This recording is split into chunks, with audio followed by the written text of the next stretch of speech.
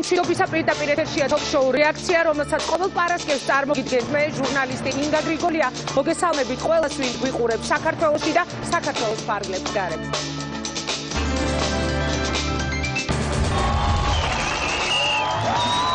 ორი წელი ხელისუფლებაში და პრემიერის ორწლიანი ანგარიში, პრობლემები, რომელიც რიგით ადამიანებს აწუხებს და პასუხები, რომელიც ხელისუფლების გასაცემია. ხდება საპრემიერო კულუარებში რა სიტყვის გიორგი მარგველაშვილზე და სულდა თუ არა პრეზიდენტის და საქართველოს პრემიერ-მინისტრის დაპირისპირება რა სიტყვის ირაკლი ალასანიაზე გადაყვება თუ არა თავდაცვის მინისტრი საკუთარ სამინისტროში ატეხილ სკანდალს ირაკლი ღარიბაშვილი დღეს რეაქციის პირდაპირ ეთერში გვიყურეთ საღამოს 10-ზე. სოფლის მეურნეობის სამინისტრო სკანდალის შემდეგ, რომელსაც მინისტრ კირვალიძის სავარძელი გადახვა, მეორე სკანდალში თავდაცვის სამინისტრო ეხება გეგმავს თუ არა პრემიერ-მინისტრი ირაკლი ალასანიასთან დამშვიდობებას. ბრალდება რაც წაგენებული აქვს თუ დადასტურდა ესე უბრალოდ ვერ ჩაივლის ამას ალბათ ძალიან სერიოზული პოლიტიკური პასუხისმგებლობაც უნდა მოყვეს. ჩემ საწყენია პირადად რა თქმა უნდა დაველოდოთ ყველანი გამოძიებას. რა ხდება მთავრობაში, რა ხდება სახელისუფლებო გუნდში, რა ხდება კოალიციაში. რა ინფორმაცია აქვს მთავრობის მეთაურს ნაციონალური მოძრაობის მიერ 15 ნოემბრისთვის დაანონსებულ აქციასთან დაკავშირებით და ვის გულისხმობს მოღალატეებში. გეგმავენ პროვოკაციებს. აბირები რომ 15 ლარი გადაუხადა მოქალაქეებს, შემდეგ ერთმანეთი აცემენ. მათი დამსახურება არის რომ აფხაზეთი და ოსეთი არის დღეს ოკუპირებული, ხოდორი დავკარგეთ, 100 მეტი სოფელი, 25-ზე დევნილი მივიღეთ მათი პოლიტიკის შედეგად. არულ შემთავრობას სპეკულირებას ამ საკითხზე მიცენ ადამიანებს უფლება გამოხატონ თავის პროტესტი მთავრობის უნიათობის, უქნარობის და უსახურობის წინააღმდეგ. შეთავაზება აფხაზებს და მოლოდინები არის თუ არა შანსი შეხვდეს პუტინს, რას თulis საკუთარი გუნდის მთავარ წარმატებად და რას წარუმატებლობად. რომელია მისი ფავორიტი მინისტრი და ვინ იმსახურებს პრემიერის საყვედურს ყველაზე ხშირად, გეგმავს თუ არა იანვარში სამთავრობო ცვლილებებს, უთანხმებს თუ არა საკუთარ გადაწყვეტილებებს წინამორბედ პრემიერს და რა სიხშირით ხდება ბიძინა ივანიშვილს. რა აქვს სათქმელი იმ ადამიანებისთვის, რომლებიც 2012 წელს ქართული ოცნების გვერდით იდგნენ და რომლებმაც ივანიშვილის გუნდს გამარჯვება მოაპოვებინეს. დღეს იმედის პირდაპირ ეთერში საღამოს 10-ზე საქართველოს პრემიერ-მინისტრის რეაქცია 32 წლის პრემიერის განვლილი და დარჩენილი 2 წელი. მაშასე დავიწყოთ პრეზიდენტის ვეტო და პარლამენტში ვერ მოგროვებული უმრავლესობის საჭირო ხმები ვეტოს დასაძლევად. მთელი დღის განმავლობაში ჩვენ მოვისმინეთ თითქმის ყველას პოლიტიკური შეფასებები გარდა ერთისა. ეს ერთი მთავრობის მეთაური ირაკლი ღარიბაშვილია და რეაქციის სტუდიაში ის რამდენიმე წამში შემოვა. მანამდე კი მოდით ერთად გავარკვიოთ რა არის ხალხის მთავარი დაკვეთა ხელისუფლების მიმართ, რა არის თქვენთვის ყველაზე მნიშვნელოვანი სამუშაო ადგილები, სამართლიანობის აღდგენა თუ ტერიტორიული მთლიანობის საკითხის გადაჭრა. ეს იქნება სწორედ ჩვენი დღევანდელი ინტერაქტივის შეკითხვა. დარეკეთ ზარი უფასო, ასევე გამოაგზავნეთ თქვენი მოსაზრებები ჩვენს Facebook გვერდზე სახელწოდებით რეაქცია და თქვენი შეტყობინებები მთელი გადაცემის განმავლობაში გავა პირდაპირ ეთერში. მაშასე ელოდა თუ არა რომ პრეზიდენტი ვეტოს უფლებას გამოიყენებდა და რა რეაქცია ჰქონდა, როდესაც გიორგი მარგველაშვილის განცხადება მოისმინა. საქართველოს პრემიერ-მინისტრი ირაკლი ღარიბაშვილი რეაქციის სტუდიაში. საღამო მშვიდობის, ძალიან დიდი მადლობა რომ იღებთ გადაცემაში მონაწილეობას. ხო, დაბრძანდეთ ბატონო ირაკლი, მოულოდნელი იყო თქვენთვის ვიდრე დაბრძანდებით ის რაც დღეს 12 საათზე მოისმინა სრულიად საქართველომ. რა მოხდა? მოხდა რაღაც საინტერესო, გამოვიდა საქართველოს პრეზიდენტი და მან გამოიყენა პირველად არსებობის ისტორიაში მისი თქვენი ხელისუფლების უпроსწორად ვეტოს უფლება. როგორი იყო თქვენი რეაქცია და იცოდით თუ არა რომ ეს მოხდებოდა? კი ბატონო, პირველ რიგში მოგესალმებით თქვენს მაყურებელს, დიდი მადლობა მოწვევისთვის სტუდიაში. მადლობა რომ მონაწილეობთ. მე ძალიან კარგად მახსოვს, ძალიან საინტერესო საუბარი გქონდა გასულ რამდენიმე თვის წინ ვიყავი აქ სტუდიაში ბოლოს და მახსოვს ძალიან საინტერესო საუბარი შედგა. რომ იმედი მაქვს რომ ძალიან საინტერესო რესპონდენტი ხართ. კი, მეც მახსოვს, ძალიან საინტერესო რესპონდენტი ხართ, სწორედ ამიტომ ვიტოვებ იმედს რომ დღეს გამოგვივა ასევე ძალიან საინტერესო ინტერვიუ. პირველი შეკითხვა. დიახ, რასაკვირველი. დღეს რა ხდება თქვენს დაადეთ ვეტო? ხალხ, სად არის ხალხი? არა, მე ავხსნი ახლა რატო არ ყავს სახალხის სხვა ჩვენს Facebook-ზე და ამისვეს დღეს ეს კითხვა რომ რატომ არ უნდა ყავდეთ აუდიტორია მაყურებელს მინდა შევახსენოთ თქვენს მოგაწვით ინფორმაციას არ ვიცი იცით თუ არა კვირას ანუ ზედ ვიწყებ ძალიან დიდ ток-შოუს და კეთდება უზარმაზარი სტუდია ამ სტუდიაში სწორედ და ამის გამო ვინაიდან თქვენც ხედავთ რომ ამ სტუდიის მიღმა მიდის არემონტო სამუშაოები ჩვენ იმ სტუდიის აწყობა მეორე ნაწილის ვეღარ მოვასწარი და ამიტომ აღარ ყავს ხალხის პირობას დავდებ ბატონო პრემიერ-მინისტრო რომ შემდეგი თქვენი სტუმრობისას გადაჭედილს დაგახვედრებთ ამ დარბაზს და ხალხის პირისპირ ძალიან მოგიწევთ. ეხლა საპატიო მიზეზი გვაქვს. კი ბატონო, გავიმეორებ მე ჩემს შეკითხვას. გასაგებია. დღეს რაც მოხდა რეაქცია. ეს ნორმალურია აბსოლუტურად. ეს არის დემოკრატია. ეს არის ის რაც ქართულ ხალხს სურდა, ეს არის დემოკრატია, ჩვეულებრივი ხა. ერთ საკითხი არის რამდენად სწორი იყო არ იყო სწორი, მაგრამ მე ამის განხილვაში არ შევარ, ჩემი არაკორექტულია რომ ვისაუბრო და შეფასებები გავაკეთო რამდენად სწორი იყო, რამდენად მართებული იყო. მაგრამ ეს არის პრეზიდენტის გადაწყვეტილება, ეს არის მისი კონსტიტუციური უფლება. ეს არის მისი ნება და ამის საუბაზე განმარტებები გააკეთეს პარლამენტში ჩვენმა უმრავლესობამ. იმაჩნევა ღირსეულად იმოქმედა, ღირსეულად უპასუხა, ასე ვთქვათ, პარლამენტმა და საპარლამენტო უმრავლესობამ პრეზიდენტის დღევანდელ გადაწყვეტილებას. მე აბსოლუტურად ნორმალურად უყურებ ამ პროცესს. აქ არავით არის განსაკუთრებული არაფერი არ ხდება. არა, ჩვენთვის ეს იყო ძალიან საინტერესო თავისთავად. საინტერესო ხუმრობა მოვისმინე პირველი ანეკდოტი რაც დაიბადა პარლამენტში რომ ესე იგი ბატონი დავით საგნეძე ისე გაბრაზდა რომ გადაწყვიტა რომ პრეზიდენტს ვეტოს უფლება ჩამოართვას, მაგრამ მეგონი ეს არ მოხდება. არ მოხდება? არ მოხდება რა თქმა უნდა არა. ეს ხუმრობით, მაგრამ რა თქმა უნდა ეს ჩვეულებრივი ბევრი უფლება აქვს მას უკვე ჩამორთმეული რომ ბუნებრივია ახლა შესაძლებელია ასეთი კითხვაც. მე შემთხვევაში მინდა რომ გითხრათ რომ მოსახლეობის განმარტო რომ პრეზიდენტს, მთავრობას, პარლამენტს დღეს აქვს დაბალანსებული ურთიერთობა და ეს არის ნორმალური. ახალი კონსტიტუციის პარაგრაფში ჩვენ ვართ ნორმალურ კონსტრუქციულ ურთიერთობაში. აქ არავითარი განსაკუთრებული არ ხდება. ეს არის ჩვეულებრივი დემოკრატიული პროცესი, მუშა პროცესი. არც ერთი უფლება, არც პრეზიდენტს, არც პარლამენტს, არც მთავრობას არ ჩამორთმევია ამ ორ წლის განმავლობაში პირიქით. ჩვენ ერთმანეთს ვაძლიერებთ, მაგრამ ყველამ უნდა ვისწავლოთ ჩვენს ჩარჩოებში, ჩვენს პარაგრაფში მოქმედება. არც ერთ ორგანოს, არც შტოს არ უნდა ჩამოვართოთ რაიმე უფლება ამ პირიქით. არც ერთმა უნდა მიესაკუთროს, ან რომ მეორეს კომპეტენციაში უნდა ჩაეჭრას, არ უნდა შეიჭრას, ხო? ეს ნორმალურია და ამ სჭირდება შეგუება.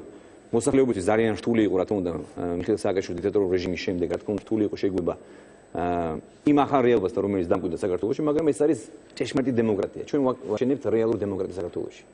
ეს არის ის, რადგან საქართველო და მე პირადად მაგალითად ვოცნებობდი და ქართული ხალხი რომ იყოს თავისუფლება, იყოს ლაღი ურთიერთობები და იყოს გახსნათ საუბარი ნებისმიერ თემაზე. და არ ვიყოთ შებოჭილები და არ ვიყოთ დაკომპლექსებულები, რომ იმის თაობაზე თუ რომელიმე დეპუტატი იტყვის რაღაცას, ამის თაობაზე ამ მოგვეს რაღაც სკანდალი და რაღაც აჟიოტაჟი აღნატყდეს ამის თაობაზე. კარგით, მე მაშინ უბრალოდ შეგახსენთ, რომელი უფლება ჩამოურთმევიაო და ორდენების გადაცემიდან დაწყებული და უშუალოდ საგარეო ვიზიტები დამთავრებული. სულ იყო ეს თემები, მე დღეს უფრო სერიოზულად. მე მინდა რომ მაგაზეც გიპასუხოთ, იმიტომ რომ მოსახლეობას არ უნდა დარჩეს უფლება მოსილება. არასწორი განცდა არ უნდა შეუქმნათ მოსახლეობაში. საჭირო მეტი კომუნიკაცია ხალხთან, ხალხს აუხსნათ რომ არავინ არავის არაფერს არ ართმევს. ჩვენ რეალურად 100-ზე მეტი თუ შეიძლება მიშლება ძალიან ბევრი ათეულობით კანონი მოვიყვანეთ შესაბამისობაში კონსტიტუციასთან, ანუ ახალ რეალობასთან. რომ დღეს პრეზიდენტი აღარ არის აღმასრულებელი ხელისუფლების ხელმძღვანელი. ეს ფუნქცია მთლიანად გადაეცა მთავრობას, მთავრობის მეტაურს, პრემიერ-მინისტრს მთავრობას მთლიანად, რომელიც არის აღმასრულებელი ხელისუფლება. პრეზიდენტი არის სახელმწიფოს მეთაური, მას აქვს გაწერილი უფლების, ასე ვთქვათ, მოვალეობები და აქვს საინტერესო უფლებები, მაგალითად ვეტოს უფლება, რომელიც დღეს გამოიყენა პირველად. ხოჭოთ მე ვიცი რომ 2 წლის წინ, უბრალოდ 1 წლის წინ აპირებდა ასევე გამოყენებას ვეტოს გამოყენებას, მაგრამ მაშინ ჯერ გადაიფიქრა, მაგრამ ეს შეუძლია.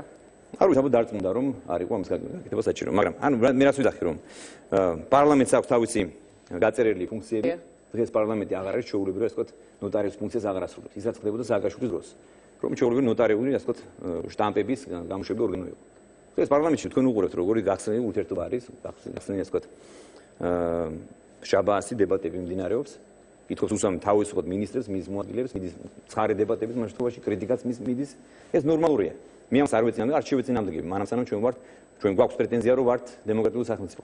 და ჩვენ ასეც ვიქნებით, მანამ სანამ ვართ ხელისუფლებაში. კიდევ უფრო გავაძლიერებთ ჩვენს დემოკრატიას. ეს არის ყველაზე მთავარი მონოპოლარი, რომ ჩვენმა ხელისუფლებამ მოიპოვა ქართულ ხალხთან ერთად თავისუფლება. ეს არის ყველაზე მთავარი მონოპოლარი. ალბათ ნინგა მედია დღეს არის თავისუფალი, მე ამით ვამაყობ და ვინამაყებ ყოველთვის.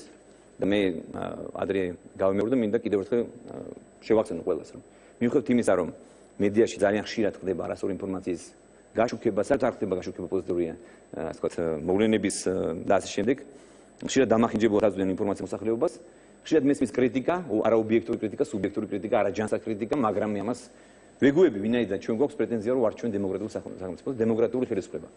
და მე როგორც ადრე შეგფრიდით, კიდევ ერთხელ მინდა რომ აქ დაგიდასტოთ სტუდიაში, რომელიც რამდენიმე წლის წინ სააკაშვილმა დაარბია. და ეს ხელისუფლება, ეს ტელევიზია პირდაპირ გზით მისმა ხელისუფლებამ ჩაიგდო ხელში. მე გიდასტურებთ რომ ჩვენ გავაკეთებთ ყველაფერს იმისთვის რომ მედია იყოს აბსოლუტურად თავისუფალი და ხელშეუხებელი. ჟურნალისტები უნდა იყოს მაქსიმუმად დაცულები. ეს არის ჟურნალისტი მათი ოჯახის წევრები და ასე შემდეგ. ყველა აბსოლუტურად ვინც არის მედიის წარმომადგენელი. ეს არის ჩვენი მთავარი სიმდიდრე. ახალგაზრდა დემოკრატიის. მეორე მთავარი მონოპოლი რაც არის, რაც სასამართლო, რომელიც უნდა გაძლიერდეს, კიდევ უნდა გაძლიერდეს, ვინაიდან ჩვენი ხელისუფლების პირობებში არის 0 ჩაურევლობა, 0% ჩაურევლობის. და მიუხედავად იმისა, რომ არცევ ჯერ კიდევ კითხვები, რომ ნაციონალური მოძრაობის წევრები კვლავ ცდილობენ, რომ გავლენა მოახდინოს სამართლოზე, მე მიმაჩნია, რომ მე ვფიქრობ, იმედი მაქვს, რომ ეს გავლენა დღითი დღე სუსტდება და კიდევ უფრო შესუსტდება. ვინაიდან მოსამართლეები დარწმუნდნენ, რომ დღეს სხვა რეალობაა საქართველოში.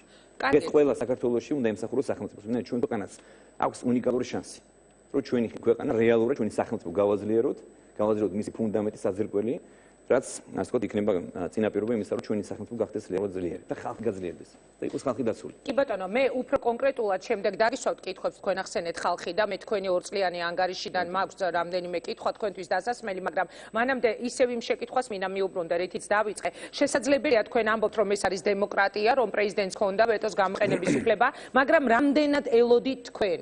ერთი არის, რომ მას რაღაც უფლება ჰქონდა და თქვენ მიჯნავთ ერთმანეთისგან, როგორც ამბობთ. თქვენ რამდენად ელოდით, რომ ვეტოს დადება მოხდებოდა და მინდა რომ გთხოვოთ შეაფასოთ თავისთავად აი ეს ყველაფერი რაც მოხდა დღეს ვეტოს დადება მოსმენების შესახებ კანონ პროექტზე ის ყველაფერი რაც მოხდა პარლამენტში ის ფაქტი რომ თავისთავად უმრავლესობამ გუშინ ვერ მოაგროვა საჭირო 76 ხმა და ასე შემდეგ როგორ აფასებს საქართველოს პრემიერ-მინისტრი აი ამ მთავარ თემას რაზეც გიპასუხეთ ეს დემოკრატია თავდაპირველად ინგა მე მინდა კიდევ გიპასუხოთ რომ მე ვფიქრობ რომ არ არის საჭირო რომ მე ასე დეტალურად ვიმსჯელო ამის თაობაზე ამის თაობაზე პარლამენტმა დღეს გააკეთა არაერთი განმარტება და უმრავლესობის წევრებმა გააკეთეს არაერთი განმარტება მოსახლეობისთვის და ზოგადად მე მიმაჩნია რომ ძალიან გააჭარბებული იყო ის აჟიოტაჟი და ის ხმაური რაც მოხდა ეგრეთ წოდებული მოსმენების თაობაზე კანონს და ამ პროექტზე მიმაჩნია რომ თავიდან მე ეს თქვია და ამის თაობაზე მე დავიმსახურე კრიტიკა სამთავრობო სექტორიდან რომელსაც მე ძალიან დიდ პატივს ვცემ თვალშორის არის გავრცელებული ასე ვთქვათ მოსაზრება რომ თქოს მე კომუნიკაცია არ მაქვს მე მაქვს კომუნიკაცია მათთან და მე მინდა რომ კიდევ უფრო მჭიდრო კომუნიკაცია მქონდეს სამთავრობო სექტორთან გავრცელებული რომ თქვენ სწორედ მოსმენების თემაზე მათ საქმიანობას ძირგამომთხრელი საქმიანობა უწოდეთ ერთხელ ხო შეიძლება მე ყოველთვის მე გეტყვით რომ მე ვარ პირდაპირ ადამიანი მე ყოველთვის მირჩევნია რომ თქვა ჩემი სათქმელი თუნდაც ის შეიძლება იყოს გადაჭარბებული შეიძლება იყოს ზედმეტი შეიძლება იყოს გაზვიადებული შეიძლება იყოს მცდარი მე არ მაქვს პრეტენზია იმაზე რომ მე ყოველთვის შეცდომელი ვარ და რა თქმა უნდა არ ვარ ჩვენ ადამიანები ვარ და ჩვენს ბევრი რამე გვეშლება მაგრამ ამ შემთხვევაში მიმაჩნია რომ უბრალოდ მე ჩემი ლოგიკური ანალიზიდან გამომდინარე მივიჩნიე რომ რაც ჩავთვალე რომ ეს იყო ხელოვნურად მართული პროცესი ამას მოყვა ლოგიკური შედეგი მე გულისხმობ იმას რომ რუსეთში გამოაქვეყნეს აბსოლუტურად გაუგებარი ჩანაწერები პარლამენტის წევრების და შემდეგ ეს ძალიან გავდა ხელოვნურობას. მე ხელოვნურობა არ მეყვარს და ძალიან დიდი პროტესტი მისცემ, როცა ვხედავ, რომ უსამართლობაა და ხელოვნურობაა. მე ამაში დავინახე ხელოვნური პროცესი, ხელოვნურობა დავინახე ამ პროცესში. მე შეიძლება ვწდები, მე არ გამოვრიცხავ, რომ ვწდები, მაგრამ მოსახლეობას აქვს იმის განშის უნარი, რომ მიხვდეს ვინ არის მართალი და ვინ არის მტყუანი. ზოგადად მე მინდა გითხრათ, რომ მოსმენების თემა ზოგადად ხა არის ყველა პრობლემა, ყველა ქვეყანაში არის პრობლემა. ჩვენს ქვეყანაში იყო კატასტროფა, რაც ხდებოდა წლების განმავლობაში, 9 წლის განმავლობაში. ანუ ყველას მოსმენა ხდებოდა, ყველას ჩაწერა, ყველას გადაღება პირადი ცხოვრების, ჟურნალისტების, დიპლომატების, სასულიერო პირების, ყველა საკუთარი გუნდის წევრების, მე აღარ მინდა შევახსენო საზოგადოება და დავდაგო ისედაც სტრესის ქვეშ მყოფი საზოგადოება ჩვენი მოსახლეობა, მაგრამ ჩვენ ეს დავასრულეთ, მე მინდა შევახსენო ყველას. მათ შორის მათ ვინც მე მაკრიტიკებს ამ მოსმენების გამო რაღაც თითქოს ჩვენ არ გსურს და ისინი გამოდიან როგორც ითქვიან უფრო მეტად დემოკრატია, უფრო მეტად ევროპელები. მე ახლა მოვუყვანთ რამდენი მაგალითი, შემიძლია მოგიყვანოთ. მე ვიყავი ერთ-ერთი მთავარი ინიციატორი, ვინც აბსოლუტურად გაასაჯაროვა ეს პროცესი და აჩვენა მოსახლეობას თუ რასთან ქონდა საქმე. მე ვიყავ მთავარი ინიციატორი, რომელმაც გაანადგურა 100,000-ობით უგანოდ მოპოვებული ფაილები, ეს ვიდეო და აუდიო ფაილები, ხო? პირად ცხოვრების ამსახველი მასალები. ამაში მე მაშინ ეს პროცესი აბსოლუტურად გამჭვირვალე გავხადე. და ჩვენ თვითონ რომ ჩვენ ერთად სამუდამოდ დავასრულეთ ეს პროცესი. ეს უკანონო პროცესი. აღარ მისმენთ დღეს. რა თქმა უნდა არ გისმენთ.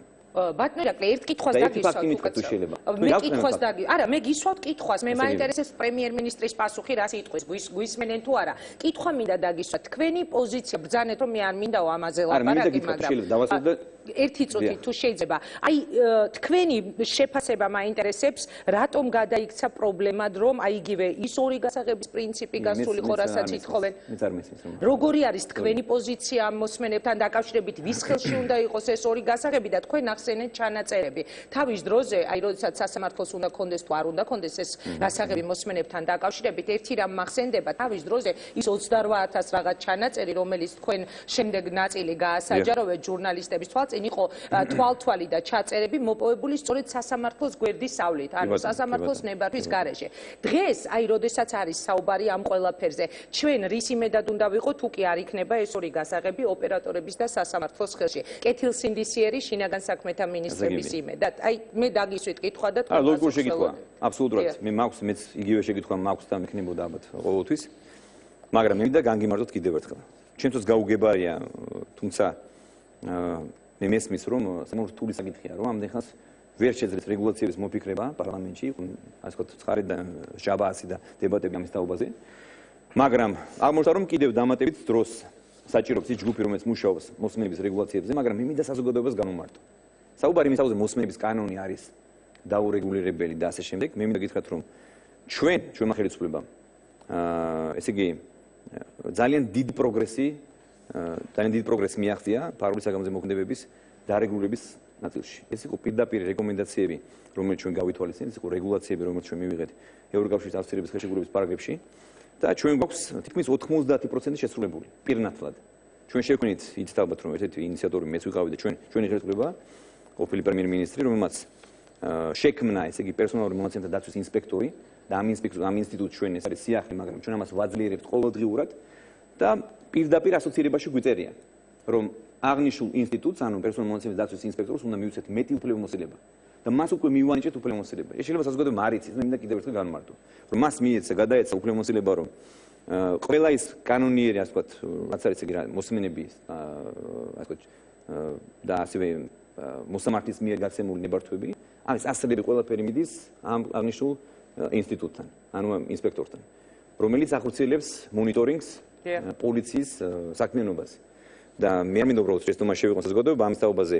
ჩემზე მეტად კომპეტენტური ადამიანები იგივე ბატონი იზორია და სხვები განმარტავენ ამის თაობაზე, თუ რა პროგრესი მიაღწია ჩვენმა ხელისუფლებამ. ანუ დარჩა მხოლოდ მცირე, თუმცა მნიშვნელოვანი ნაწილი, რომელიც საჭიროებს რეგულაციას, ხო? ეს არის მუდმივი და პირდაპირ წვდომა ელექტრონულ კომუნიკაციებზე. მე შემიძლია გითხრათ, რომ ამ დღეების განმავლობაში, მანამდეც ჩვენ ვისმინდით ინფორმაციას იმის თაობაზე, თქოს ეს არის ერთადერთი ქვეყანა საქართველოს, სადაც ეს პოსტსაბჭოური თუ რაღაც საბჭოური გადმონაშთი არის ამ მოსმენების თუ პირდაპირ წვდომა. ეს არასწორია. მე შემიძლია გითხრათ უბრალოდ რამდენიმე ხუთ სახელმწიფო, რომელიც არის განვითარებული და რომელიც არის ჩვენთვის სამაგალითო, თუნდაც დავიწყე პოლონეთით, რომელიც არის მართლაც სამაგალითო, იმიტომ რომ პოლონეთმა მიაღწია წარმოუდგენელ წარმატებას ბოლო 10 წლის განმავლობაში და ჩვენ უნდა ვიყოთ მართლაც პოლონეთის მიმდევარი. პოლონეთი არის ქვეყანა, სადაც პირდაპირ აქვს ეს წვდომა და უბრალოდ აქვს მათ მონიტორინგი და კონტროლი, იმის მომხრე ვარ და პირადად მე ვარ მასხოთ მოწადნებული და დაინტერესებული მოხდეს კონტროლი და მონიტორინგი. შუს მიერ წარმოებულ მოსმენებზე, ხო?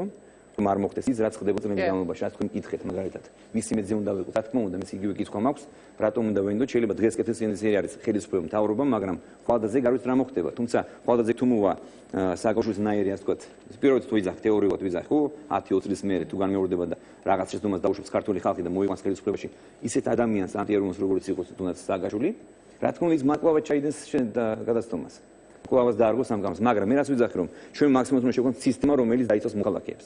მაგრამ მეორე მხრივ ჩვენ არ უნდა შევქონოთ ისეთი სისტემა, რომელიც დაარგოს მოქალაქეებს უსაფრთხოებას და ყველაზე მთავარ კანონს. ასე რომ მაგალითად პოლონეთი, უნგრეთი, საფრანგეთი, ისრაელი, ხორვატია არის ქვეყნები, წარმატებული ქვეყნები, რომლებიც არიან მაგალითის მოცემი ჩვენთვის. ამ ქვეყნებში მაგალითად გეტყვი, ეს არის სულ რაღაც 5 მაგალითი.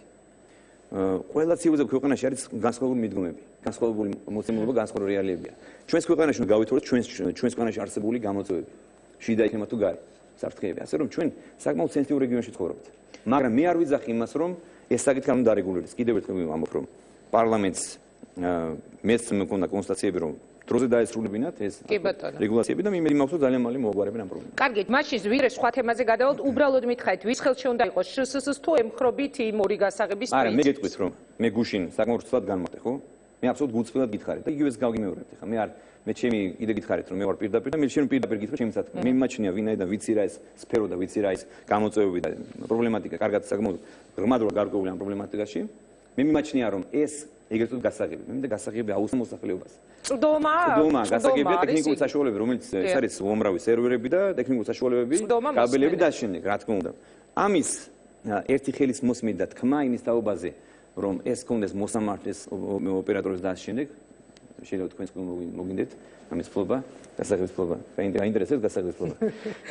ეს რა თქმა უნდა არის ეს მიუთითებს იმაზე, რომ ამ ადამიანს შეიძლება აქვს თეორიული ცოდნა, მაგრამ პრაქტიკასთან როცა არ აქვს შეხება, გაქვს დამახინჯებული ინფორმაცია, ამიტომ საჭიროა მოусმინოთ იმ ადამიანს, რომელსაც აქვს პრაქტიკასთან პირდაპირ შეხება. არ შეიძლება პრაქტიკის გარეშე თეორია დაანერგოს სახელმწიფოში. ჩვენ ამით შეიძლება თუ მხოლოდ თეორიის მიხედვით ვიხსენებთ და ვიმუშავებთ, ხო? შეიძლება სახელმწიფო დაანგრიოს ადამიანმა. მე რა თქმა უნდა მაგას არ დაუშვებ, ყოველ შევეწინააღმდეგებ ისეთი კანონის მიღებას, რომელიც საფრთხეს შეუქმნის ჩვენ მოქალაქეების ურთიერთობას. მაგრამ მეორე მხრივ და დააცვეთებს სახელმწიფოს.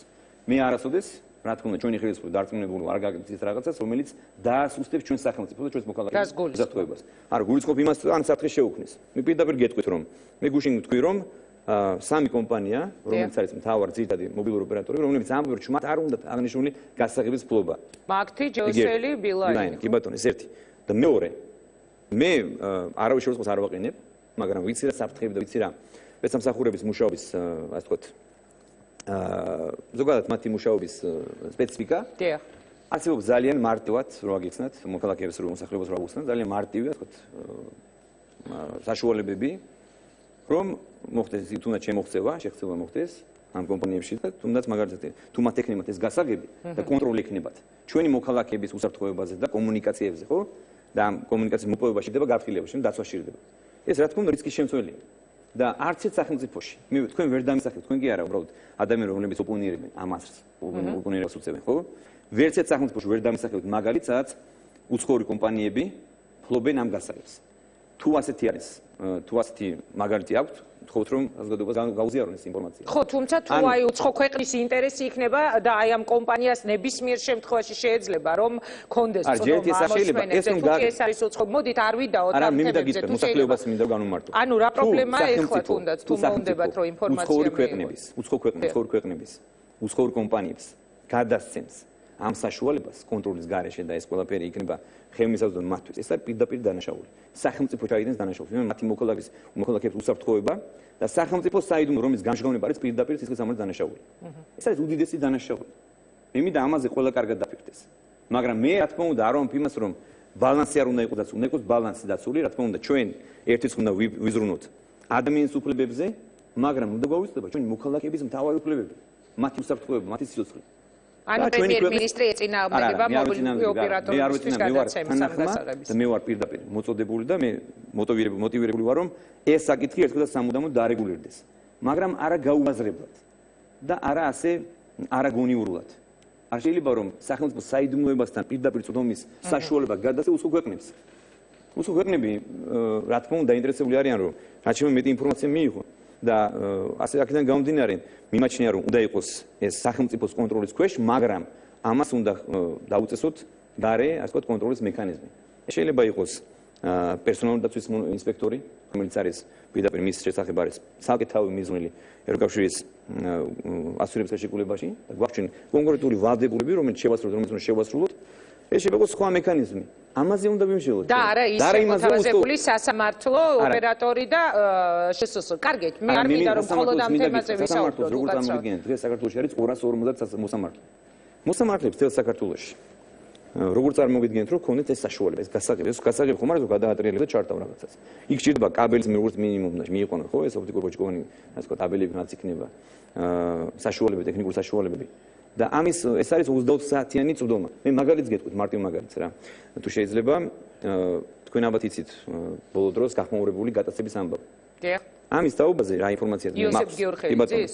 ამის თაობაზე შესაძლოა მიმართა სასამართლოს პროკურატურის შუამდგომლობით, რომ ესა თუ ის ნომერი ჩაერთოთ და გაეკონტროლებინათ, ვინაიდან ინფორმაცია ჰქონდათ ამ ბავშვის, ესე იგი ამ ადამიანის გატაცების თაობაზე და ერთ-ერთი კონკრეტული ეჭვმიტანის თუ ბრალდებულის სამშობლოში დაკავებულის ტელეფონის ჩართვა სთხოვეს. საქმე ეხებოდა ადამიანის სიცოცხლეს. ერთ-ერთ ყველაზე მძიმე დანაშაულს. ამ შემთხვევაში პირველ ჯერ სასამართლომ არ გაითვალისწინა შუამდგომლობა. თქვენ წარმოგიდგენიათ, ღმერთმა დაიფაროს რაღაც რომ მომხდარიყო. ვისი პასუხისმგებლობა და იქ ნადგებოდა ამ შემთხვევაში. რაღაც რო ის არ წარმართული იყო ასე თუ გამოძიება. ამ ყველაფერს მე იმიტომ გეუბნები თქვენ და მოსახლეობას მინდა განვმარტო იმ ადამიანებს, ვინც მხოლოდ თეორიაზე აცხადებს პრეტენზიას, რომ ეს ყველაფერი უნდა გაიაზრონ. ვისაც აქვს პრაქტიკასთან წვდომა შეხება ამ ადამიანს რომ მოусმინონ და გაიაზრონ რომ სახელმწიფო საწინააღმდეგო რაღაც განწყობილება არ მიიღო. კარგით. ძალიან დიდი აი მადლობა. ბევრი ვისაუბრე, არ მინდოდა ამ თემას საუბარი, მაგრამ ვინაიდან არა, შეუძლებელი იყო დღეს ჩვენ რომ ამ თემისთვის ეკვეთი აღველო, იმიტომ რომ რეალურად დაიდო ისეთი სურათი სწორედ დღეს ამ თემის ირგვლივ, რომ საქართველოს პარლამენტში გაუჭირდა სახელმწიფო გუნდს დაუშვათ საჭირო ხმების მობილიზება. ამაზე ოდნავ მოგვიანებით დავისვათ კითხვას. არა, ძალიან დეტალური კითხვები უნდა დაგისვათ კოალიციასთან დაკავშირებით. ეს გააკეთა განცხადება, მე მქონდა კონსულტაციები ასევე. მე სრულად გავეზიარე მათიას მიდგომათა სულისკვეთება, რომ რა თქმა უნდა, გამომდინარე იქიდან რომ კანონის ამოქმედებამდე დარჩენილი სულ რაღაც რამდენიმე საათი არ შეიძლება ამ რისკის აღება და ვაკუუმის შექმნა. და რა თქმა უნდა, გონივრული სახელმწიფოებრივად სწორი გადაწყვეტილება მიიღო საპარლამენტო უმრავლესობამ. მე მინდა მათ მადლობა გადაუხადო, ვინაიდან ეს ხო ერთადერთი სწორი გამოსავალი ამ სიტუაციაში. და რა თქმა უნდა, ვეტოს დაძლევა ჩვენ შეგვიძლია ნებისმიერ დროს, მაშინ როცა საქმე ეხება ჩვენთვის საჭირო და სასარგებლო კანონებს, მაგრამ ჩვენ ეს არ გავაკეთეთ, იმიტომ რომ ეს არ იყო საჭირო ამ შემთხვევაში. გაუმართლებელი იყო. კი ბატონო, და ვიდრე გადავალ ერთ კონკრეტულ შეკითხვაზე, საინტერესო არის როგორ მიდის ჩვენი ინტერაქტივი, ჯერჯერობით 8000-ზე მეტი ზარი არის შემოსული და ჩვენ გვაქვს დასმული კითხვა, რა არის თქვენთვის უფრო მნიშვნელოვანი სამუშაო ადგილები, ტერიტორიული მთლიანობის აღდგენა თუ სამართლიანობის აღდგენა და ჯერჯერობით პასუხებში ჭარბობს, რა საკვირველია სამუშაო ადგილები. ეს იქნება ჩემი შემდეგი კითხვა, მანამდე კი რომ ამოვწურო თემა. მიხვედით პრეზიდენტთან სასახლეში, რომელიც არ გიყვართ ეს სასახლე, გულისხმობ პრეზიდენტის სასახლეს. პრეზიდენტის სასახლეს, ну ყოველ შემთხვევაში მე მომწონს რომ უყურებ როგორც შენობა ძალიან მომწონს ისე რატო უნდა მიყვარდეს ან არ მიყვარდეს მაგრამ ანუ ეს სასახლე გახდა თავის დროზე მიზეზი გიორგი მარგველაშვილის მიმართ ყოფილი პრემიერ-მინისტრის განაცხენების და ამას მოყვება ჩემი შემდეგი კითხვა როგორ მიიღეთ ეს გადაწყვეტილება და რატომ მიხვედით მარგველაშვილთან ეს იყო თქვენი მხრიდან ღია დემონსტრირება რომ დაპირისპირება არ არის პრემიერ-მინისტრსა და პრეზიდენტს შორის თუ რა იყო და თუ იცოდა ბიძინა ივანიშვილმა რომ საქართველოს პრემიერ-მინისტრი აპირებდა დავარქვათ მოდით პირდაპირ შერიგებას პრეზიდენტთან. მაგარი ხერთ ესე გინგა. მე მინდა გითხრათ რომ რა თქმა უნდა პირველ რიგში მე მინდა გითხრათ რომ ეს სასახლე მომწონს არ მომწონს ჩემს მოწონებაზე არ არის ხო ბუნებრივია. მიყვარს არ მიყვარს რატომ მიყვარს სასახლე რომელიც სააკაშო მააშენა ხალხის ფულით 9 მილიარდზე მეტი გადაიხადა. რა თქმა უნდა მე მაქვს პროტესტი ამ შენობის მიმართ ვინაიდან მიმაჩნია რომ არ არის შესაბამისობაში ჩვენს რეალობასთან. და საქართველოში არსებული მდგომარეობა არ არის ადეკვატური და მოქალაქეთა ჩვენი მოქალაქეების ყოფა მდგომარეობა არ შეესაბამება. საქართველოს არ უნდა მისცეს არასოდეს უფლება, ხელისუფლებამ უფლება თავის თავს რომ ასეთი ტიპის ფუფუნების ადგილები მოიწყოს. და რა თქმა უნდა პროტესტი მაქვს მე როგორც და მქონდა მაშინ როცა სააკაშო მააშენა ჯერ კიდევ მაშინ როცა არ ვიყავი პოლიტიკაში. ეს ჩემი მოქალაქეობის პოზიციაა. რაც შეეხება ჩემს მისვლას, რა თქმა უნდა მე კიდევ ერთხელ მინდა გამარტო. რომ მე მზად ვარ ნებისმიერ ფორმატში, ნებისმიერ ადგილას მივიდე, არა მხოლოდ საქართველოში, არამედ ნებისმიერ ადგილას. როცა საქმე ეხება ჩემი ქვეყნის უსაფრთხოებას, ჩემი ქვეყნის სუვერენიტეტს, ჩემი ქვეყნის დამოუკიდებლობას და ამ შემდეგ. და ამ შემთხვევაში, რა თქმა უნდა, ეს არის ჩვეულებრივი, ასე ვთქვათ, ჟესტი. ეს აქ არ განსაკუთრებული არაფერი არ ყოფილა. მე არ ვიმაჩნია, რომ რაღაც განსაკუთრებული დემარში გავაკეთე ამით. ნორმალური იყო. ასეც უნდა მოქცეული იყავი, ვინაიდან ჩვენ სხვანაირად მოქცევის უფლება არ გვაქვს. ეს ქვეყანა არის ჩვენი ყველასი. და ჩვენ ხალხმა აგვირჩია, ხალხმა მოგცა ნდობა, რომ მართოთ ეს ქვეყანა. და აქ პირადზე, მე პირადული არაფერი არ მაქვს პრეზიდენტ მარგველაშვილის მიმართ. არც რატოს არ მქონია და არც მექნება, იმიტომ რომ აქ პირადულზე არასოდეს არ უნდა დავიყვანოთ ჩვენი პოლიტიკა. ჩვენ საუბარი გვაქვს ქვეყნის მართვაზე და ქვეყნის განვითარებაზე, ქვეყნის წინსვლაზე. და ჩვენი მოქალაქეების განვითარებაზე და მათ დაწულობაზე, მათ განვითარებაზე და უსაფრთხოებაზე, ხო? და როცა საუბარი არის მსგავს ტიპის ფორმატებზე, რა თქმა უნდა, მე მზად ვარ ყოველთვის მივიღო მონაწილეობა. ასე უნდა იყოს მზად პრეზიდენტი მარგველაშვილი კონსულტაციებს გადიოდეს მთავრობასთან, პარლამენტთან. აი ეს მაგალითად დღევანდელი საკითხი რაც იყო, ხო? მე მაგალითად ასე არ მოვიქცეოდი, მაგალითად, საამარტივად თუ პრეზიდენტის ადგილას? არა, ხო, მე გეტყვით რომ ძალიან მარტივი იყო თუნდაც შეთავაზება პარლამენტისთვის რომ ხომ არ ჯობია რომ დეკემბრამდე გადმოწიოთ. ეს ასე ვთქვათ, ვადა, ხო? ძალიან მარტივი იყო პარლამენტი ამას გაიზიარეთ, დარწმუნებული ვარ. ეს გონივრული იყო შეიძლება თუ არ გაიზიარებდა, მაშინ დაუსაბუთებდა. მით უმეტეს პრეზიდენტს ჰქონდა პირდაპირ ასე ცუდობა და კომუნიკაცია საპარლამენტო წარმომადგენლობასთან, ხო? მე გულისხმობ იმ ჯგუფის ხელმძღვანელობას, რომელიც ჩართული არის სამოსმენების კანონის შემოსჩავების პროცესში. ასე რომ მე არც თქვენთან არ გაუვლია მას კონსულტაციები მთავრობასთან, მეთოსთან დაკავშირებით? არა, აბსოლუტურად არა.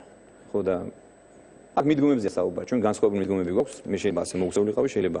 მაგრამ ნუ არ ვიცი ხა ეს მისი გადაწყვეტია, მისი გადაწყვეტილება იყო და რა თქმა უნდა მე ამაში არ ვერევ და არ ჩავერევ არასოდეს. კარგით, შესაძლებელია ეს კითხვები სწორედ მასთან დაკავშირებით, იმიტომაც იყო ბოლო პერიოდში განსაკუთრებით მწვავე შეფასებები, რომ ისმოდა სხვა შორის მინისტრებზე გულისხმობ მინისტრების განცხადებებს. თავად მარგველოშვილმა ამ სტუდიაში თქვა ერთხელ, როდესაც სტუმრად იყო, რომ ბიძინა ივანიშვილმა აუნთო მწვანე შუქი მთავრობის წევრებს იმისთვის, რომ ჩემს მიმართ ღია კრიტიკი გამოსულიყვნენ. მოდი გადავიდეთ სხვა შეკითხვებზე. მე ვერ დაგეთანხმებით მაგაში, ნამდვილად. აი რაც მე თქვით. ეს მე არ მithქვამს, გიორგი მარგველოშვილმა თქვა, რომ ბიძინა ივანიშვილის მხრიდან იყო ანთებული მწვანე შუქი, რომ დარტყმა წასულიყო გიორგი მარგველოშვილის მიმართულებით. არ ვეთანხმები მაგას, იმიტომ რომ მინისტრებს აქვთ საკუთარი მოსაზრება და ეხლა მე საერთოდ მინდა გითხრათ, რომ ბატონი ბიძინა ივანიშვილი არასოდეს არ აკრიტიკებს ადამიანს უსამართლოდ. ოღონდ მე არ მახსოვს, რომ ოდესმე ადამიანი გაეკრიტიკებინოს უსამართლოდ. შესაბამისად, როცა ხედავ, რომ ადამიანი სამართლიან დაკრიტიკებს ამას თუ იმ პიროვნებას, იქნება ეს ღარიბაშვილი, უსპაშვილი თუ მარგველაშვილი თუ საგანერძო სხვა, ეს ნორმალურია და ეს ადამიანებს არჩევანია, რომ მათ გაიზიარონ, ან არ გაიზიარონ. ამ შემთხვევაში თუ მინისტრების უმრავლესობამ გაიზიარა გაზრი, ეს ნორმალურია. აქ არ ფეშუაში არის მწვანე შუქის ანთება და თუ წითელი შუქის ანთება თუ ვეტოს დადება.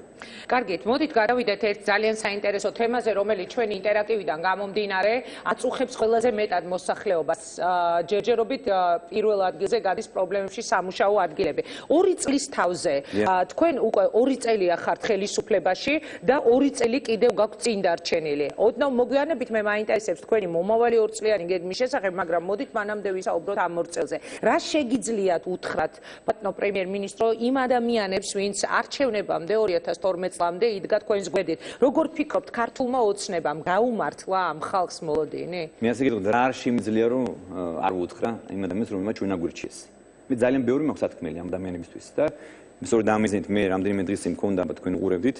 მე ძალიან დიდი ინტერესი გქონდა, მაინტერესებდა რაზე გააკეთებდა ქვეყნის პრემიერ-მინისტრი მთავარ აქცენტებს, დიახ. და მე იქ აქცენტები გავაკეთე იმ მიღწევებზე, რომელიც არის ძალიან მნიშვნელოვანი ჩვენი მოქალაქეების. მე მინდა კიდევ ერთხელ ვისარგებლო შემთხვევით თქვენს ნებართვით, კიდევ ერთხელ გამომართო მოსახლეობას ანგარიშ ჩაუბარო, თუ რა გავაკეთე ძალიან მოკლედ, რეზუმე გავაკეთო. დავიწყებ იმით, რომ ჩვენს მიერ განხორციელებული თითოეული საქმე, თითოეული დახარჯული ლარი იქნება თუ ეს თუ ჩვენი რეფორმა იყო მიმართული იმისაკენ, რომ სახელმწიფოს საფუძველი, საძირკველი გაძლიერდეს.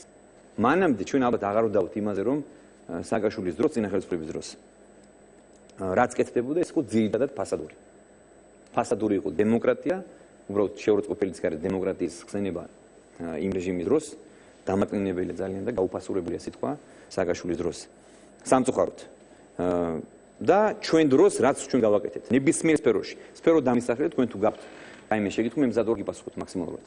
არა, შეკითხვები მე გეტყვით მაგალითად, ჩვენს მიერ განხორციელებული ბიუჯეტთან, ასქარხანასთან, ბენზინის გაიაფებასთან და ასე შემდეგ. თქვენ დამისახელეთ ერთი საქმე, რომელიც ერთი დანაპირი, რომელიც ჩვენ არ შევასრულეთ. არა, მე განმავლობაში მე მინდა რეზიუმე გავაკეთო. ჩვენ ქონდა ძალიან რთული პერიოდი. თქვენი პასუხი ძალიან რთული 2 წელი გავიარეთ ჩვენ. მე ხალხს განუმარტო. აქ ერთია რა ჩანს რეალობა, რა რეალობა არის წარმოჩენილი ტელევიზიებში და მეორე არის რეალობა, რომელიც არის დამკვიდრებული საქართველოში. პირველი წელი იყო ძალიან რთული წელი, ეს კოჰაბიტაციის პერიოდი ეგრეთ წოდებული, ავაცახსენებელი პერიოდი ასე ვთქვათ. ძალიან რთული იყო, ამიტომ ჩვენ ყველაფერი გვიწევდა, ყველაფრის კეთება გვიწევდა პარალელურ რეჟიმში.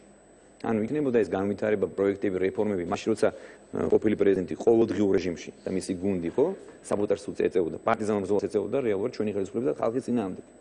მაგრამ ამის მიუხედავად ჩვენი მიღწევები ძალიან შტამბეჭდავი. მე არ გეგონოთ მე ვისმენ ხარ ხშირად ოპონენტებისგან კრიტიკას იმის თაობაზე, რომ ჩვენ ვართ თვითკმაყოფილებაში გადავარდნები, ხიბლში ვარ და ასე შემდეგ. აქ არაფერი ხიბლზე არ არის საუბარი, მე მინდა ღიად ვესაუბრო, მაგრამ მე მზად ვარ მოვისმენ მათგან ჯანსაღი კრიტიკა. რომელ ნაწილში არ მეთანხმებიან მაგალითად. მე ვერ მოვისმინე მაგალითად მათ მიერ დასაბუთებული კრიტიკა, მე ვრცელი დეტალური ანგარიში ჩავაბარე ხალხს. იქ მოვიყვანე კონკრეტული ციფრები, კონკრეტული მონაცემები, კონკრეტული ფაქტები. გამოვიდეს ნებისმიერი ოპონენტი და მითხრას რომელში არ მეთანხმება.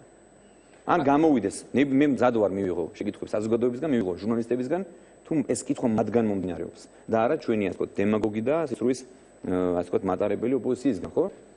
მე აღარ მსურს ამ ადამიანებს რამე მიუპასუხო. იმიტომ რომ ადამიანები, რომლებიც ან მეგულისხმობ ნაციონალურ მოძრაობას, ეს ადამიანები, რომლებიც 24 საათის განმავლობაში მოსახლეობას არწმუნებენ, რომ ყველაფერი რაც დღეს კეთდება, არ კეთდება და არის სუდი და ასე შემდეგ და ყველაფერი რაც კეთდებოდა მადროს იყო სასწაული. ჩვენ ძალიან კარგად გვესმის რომ ეს არის მიზანმიმართული პროპაგანდა. თუ 2 წლის წინ ყველაფერი კეთდებოდა და იყო ბრჭყალა და ასე შემდეგ, ჩვენ დროს რაც გაკეთდა, ეს არის ის საქმე, რომელიც მოსახლეობამდე არ მიდის სამწუხაროდ. რა გაკეთდა?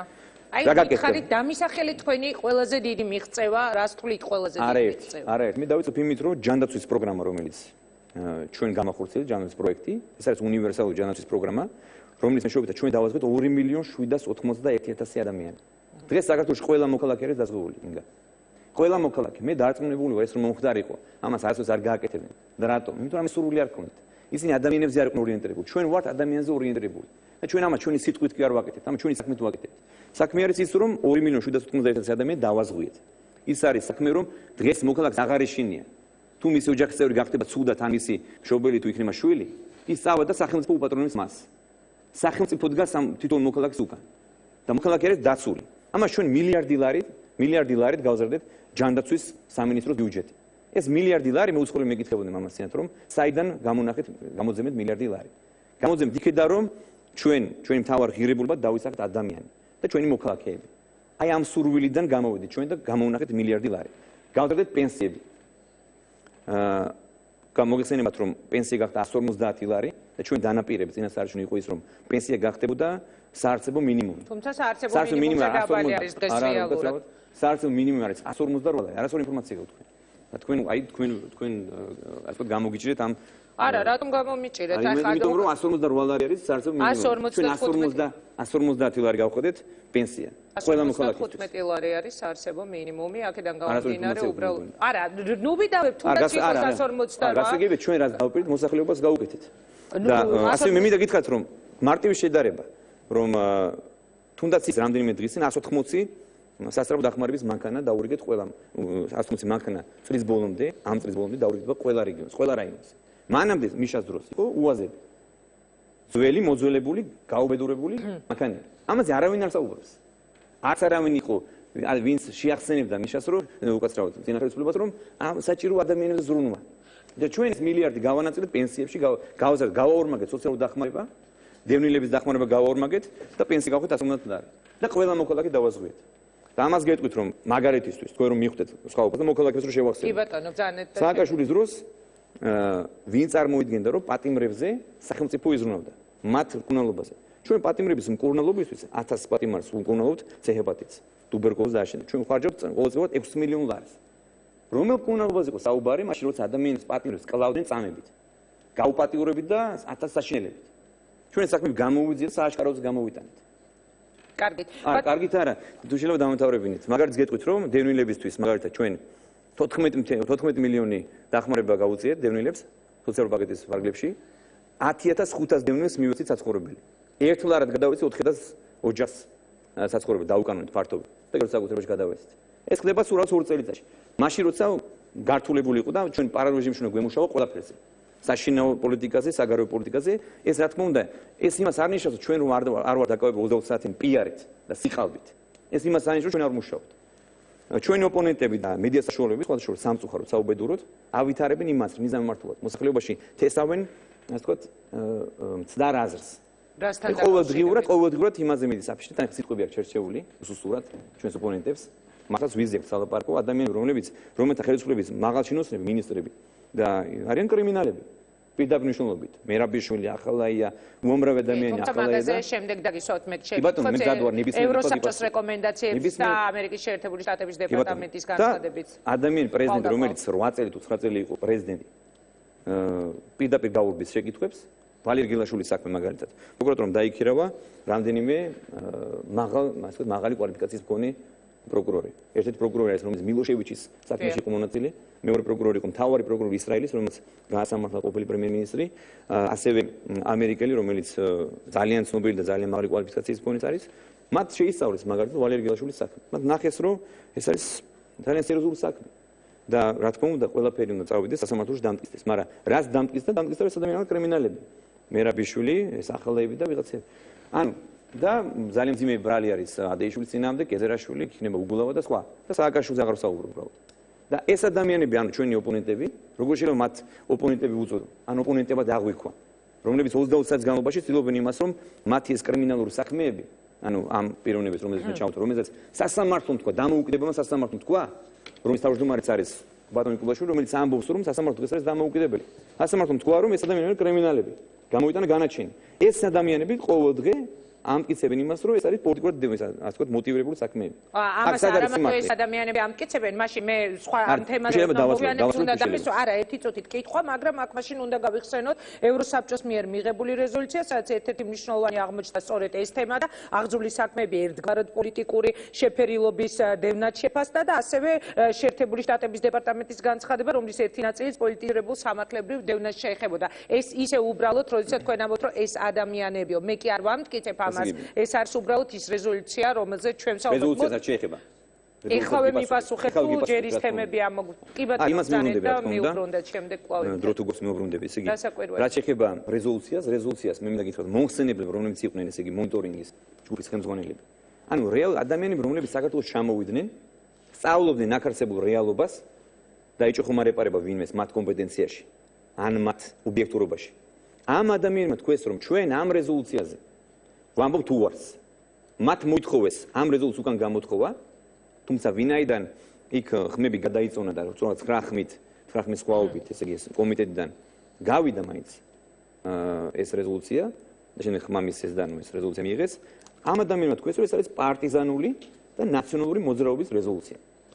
როგორ შეიძლება ამ რეზოლუციით სპეკულირება საერთოდ? და მე მიგვირს ახლა თქვენი ვინად მე ვიცი რომ თქვენ ხართ ობიექტური და საკმაოდ დეტალებში გარკვეული. ეს ევროსაბჭოს რეზოლუცია და ამერიკაში არა მე არ ვიზიარებ თუ ვიზიარებ ეს არაა თემა. მე უბრალოდ იცით რა მოდით მე უბრალოდ დავაკონკრეტებ რომ ეს იყო თქო ამერიკის შეერთებული შტატების დეპარტამენტის განცხადება და ევროსაბჭოს რეზოლუცია და მე როგორ ჟურნალისტი ბუნებრივია ვარ ვალდებული რომ ასეთი ტიპის შეკითხვა რა შეიძლება ჩვენი მეგობარი ქვეყნების მხრიდან წამოსულ ასე ვთქვათ რეკომენდაციებს არის რეკომენდაცია. მაგრამ ისინი ღელავენ ერულობენ რომ ჩვენ დემოკრატიული განვითარება ჩვენი დემოკრატიული განვითარება კიდევ უფრო დაჩქარდეს და არ შეფერხდეს. მაგრამ მე მინდა დელეგაციამ რატო ვერ მიიღო ის სასურველი რეზოლუცია? ასრულებ უკაცრავად.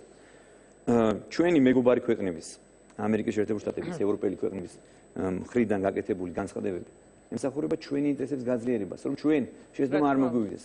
მე ამ განცხადებას ვიღებ როგორც რეკომენდაციას, როგორც რჩევას, მეგობრულ რჩევას. და თქვენ თუ ნახეთ ამ ორ წელიწადში ჩვენ ძალიან დიდ წარმატებას მივახციეთ. მე დანიშნული და სამთოში ვიყავი ამერიკის შეერთებულ შტატებში, პრეზიდენტ ობამასთან მქონდა შეხვედრა, ვიცე-პრეზიდენტთან და უმაღლეს დონის შეხვედრა მქონდა ევროპაში, ევროპელი ლიდერები, არაერთი ლიდერი ჩამოვიდა ჩვენთან. ჩვენ გვაქვს მაქსიმალური მხარდაჭერა ევროპისგან, ამერიკის შეერთებულ შტატებისგან. და ჩვენ ყველა დონეს, საგარეო პოლიტიკის დონეზე ჩვენ გვაქვს აბსოლუტურად გარკვეული და ნათელი სურათი.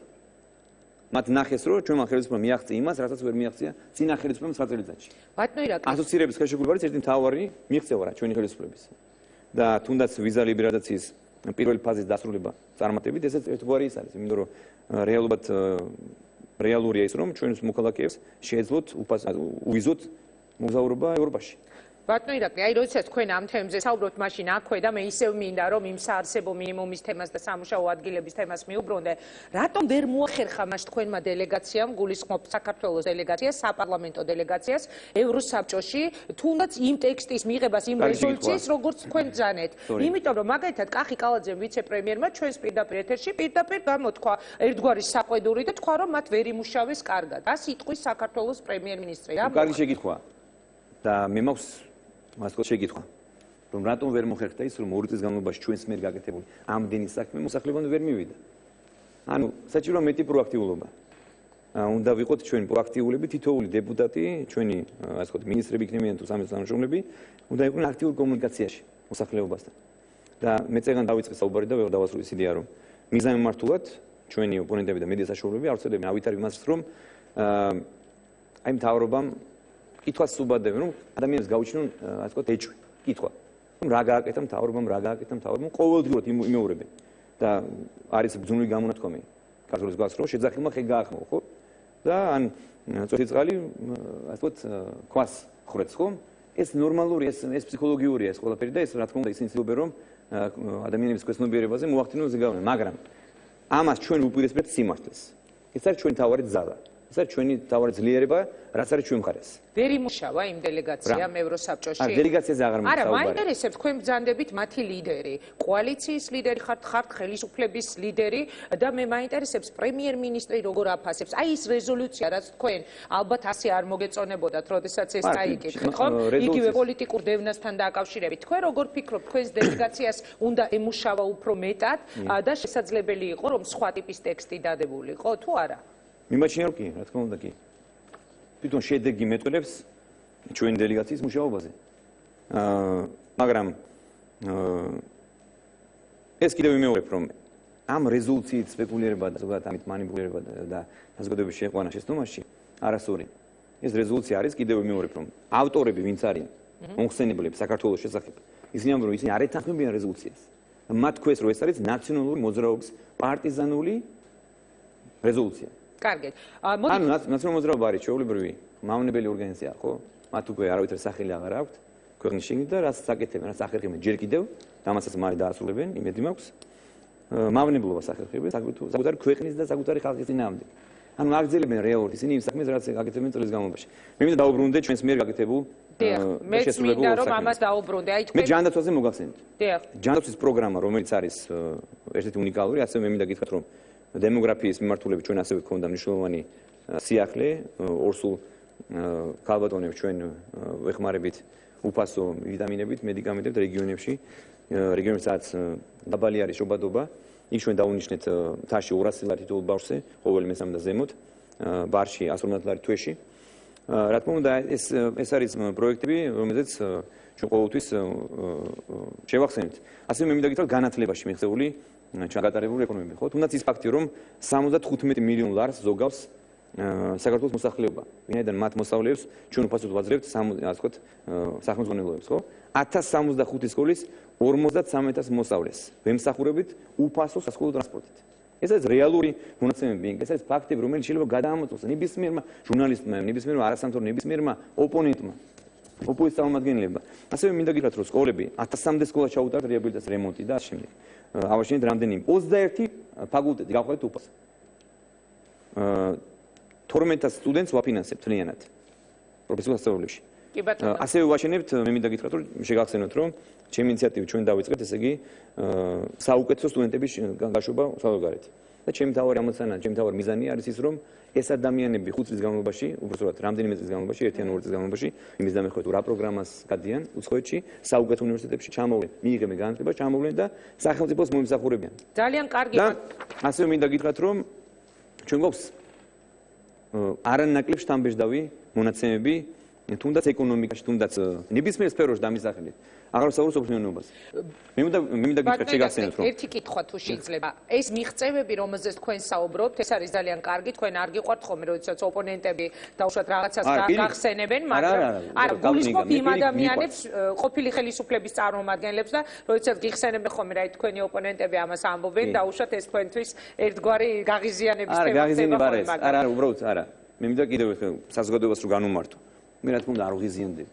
უბრალოდ ყურადღებას არ ვაქცევ მათ ნათქვამს და ვერ მივაქცევ. არ მაქვს მე მორალური უფლება რომ მათ უზნეო განცხადებებზე და აბსურდზე და დემაგოგიაზე გავაკეთო სერიოზულ კომენტარს. დავანებოთ ამ ადამიანებს თავი. აი თქვენ ბრძანეთ რომ გაიზარდა პენსია, გახდა 150 ლარი, იქ რაღაც სოციალური დახმარებები, დევნილების და ასე შემდეგ, მაგრამ მე მინდა რომ ერთი ასეთი კითხვა დაგისვათ. თუნდაც აი იმ გაზრდილი პენსიით, თუნდაც იმ გაზრდილი სოციალური დახმარებით, როგორ წარმოგიდგენიათ, შესაძლებელია დღეს ჩვენს ქვეყანაში რომ ადამიანმა გაზრდილი ბიუჯეტით. ადამიანმა ჯანდაცვის სამინისტროსი არჩინოს ოჯახი, რომ ადამიანმა გამოყვებოს საკუთარი ოჯახი, მით უმეტეს რომ უმშევრობა არის ქვეყანაში, მით უმეტეს რომ თქვენ თვითონ ბრძანეთ რომ 2 მილიონზე მეტი ადამიანი ცხოვრობს სიღარიბეში და მე მაინტერესებს აი ამ გაჭირვების ფონზე არ ვიცი როგორი რეაქცია ექნება პრემიერ-მინისტრს, უნდა ვთქვათ ერთი რამ დეტალი, ხალხი ძალიან მტკივნეულად განიცდის ხოლმე იგივე პრემიების და სამთავრობო სარგოების თემას და მე მინდა წაგიკითხოთ თქვენივე თანაკოალიციელის დავით ბერძენიშვილის კომენტარი, როცა მერი მაღალჩინოსნებს გაორმაგებულ შემოსავალს უნიშნავს და თუნდაც რეპრესირებულებისთვის თანხა არ არსებობს, ამას არ შევეგუებით, არ შეუერთებით მთავრობას სამარცხვინო საქციელში. ეს არის თქვენი თანაკოალიციელის დავით ბერძენიშვილის სიტყვა. ხო, არ ვიცი, ამას როგორ შეაფასებ, სულ ბოლო სკანდალი იყო იგივე თბილისის მერიაში გაცემული პრემიები. რატომ გავიხსენ მე ეს ყველაფერი? არა, სკანდალი. ხალხი ამას ძალიან მტკივნეულად განიცდის იმ სიღარიბის ფონზე, რაზეც თქვენ თავად ვესაუბრობდით თქვენს გამოსვლაში. თქვენ არასწორ კონტექსტში დაალაგეთ ეს ყველაფერი. რატო? რატომ და გეტყვით? 2 მილიონი გაჭირვებული ადამიანი დღეს არ გაჩნდა ქვეყანაში. მე არ წლების განმავლობაში მეორე ათეული წელია და ეს არის მარადიული თავისუფლებელი ჩვენი ქვეყნის მე არ მემკვიდრეობა რომელიც ჩვენს ხელისუფლებას ერგო წინა ხელისუფლებისგან მილიონი სამუშაო ადგილიდან დაწყებული დღემდე ეს არის ჩვენი ქვეყნის პრობლემა მე არ კი მაგრამ მე ასევე მინდა მოგიწოდოთ რომ საზოგადოება არ უნდა შეიყვანოს არავინ იქნება ჟურნალისტი პოლიტიკოსი ოპოზიციონერი თუ სხვა თუ არასამთავრობო წარმომადგენელი არ უნდა შევიყვანოთ ჩვენ შეცდომაში არ უნდა გაუშვინოთ ჩვენ ცრუ მოლოდინები 2 მილიონ ადამიანს ჩვენი ქვეყნის ბიუჯეტის ფარგლებში და ჩვენი ქვეყნის ასე ვთქვათ ეკონომიკის ასე ვთქვათ ქვეყანა ვერ გაამდიდრებს 2 წელიწადში ეს არის მიუღწეველი ეს არის აბსურდი და ეს არის აზრი რომელსაც ავითარებენ მიზანმართულად ოპოზიციის წარმომადგენლები რატომ რომ ამ ადამიანებს დაუშვინოთ ყალბი მოლოდინები მაგრამ ის რა ჩვენ გავაკეთეთ 1 მილიარდი ლარი რომელიც პირდაპირ ამ ადამიანების ჯანმრთელობაზე დაიხარჯა მათი პენსიების გაზრდას, მათი სოციალური დახმარების გაორმაგებაზე, მათ განათლებაზე, მათ სოფლის პროგრამა, ხო? ეს არის რეალური შედეგი. ჩვენ ამით რეალურად სახელმწიფოს ვაძლიერებთ და ქვეყანას ვაძლიერებთ, მოსახლეობას ვაძლიერებთ. ჩვენ არ შეგვეძლო როგორ ფიქრობთ? წინა ხელისუფლების დროს აშენებული რაღაც უფუნქციო შენობების მსგავსი ნაგებობის აშენება.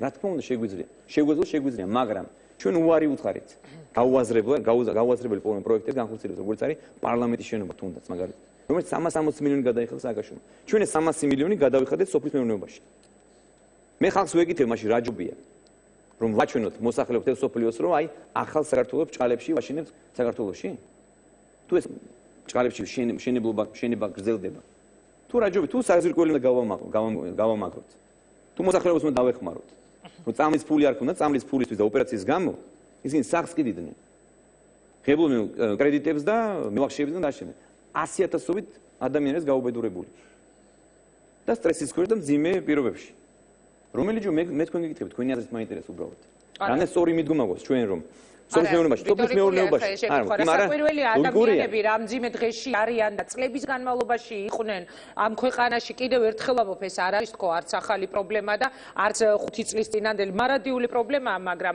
მე გეთანხმებით რომ ძალიან ბევრი ადამიანს პირადად ვიცნობ საკრებულოში ვმუშაობდი ჯანდაცვის კომისიაში ვიყავი რომელსაც მართლა ქონდა ბანკის ვალის გამო სახლი დაკარგული და მართლა ქონდა საოპერაციო ფული რო არ ქონდათ საკუთარი ოჯახის წევრების უზარმაზარი ვალები მე სხვა რა მაინტერესებს არა მე გეტყვით თუ შეიძლება.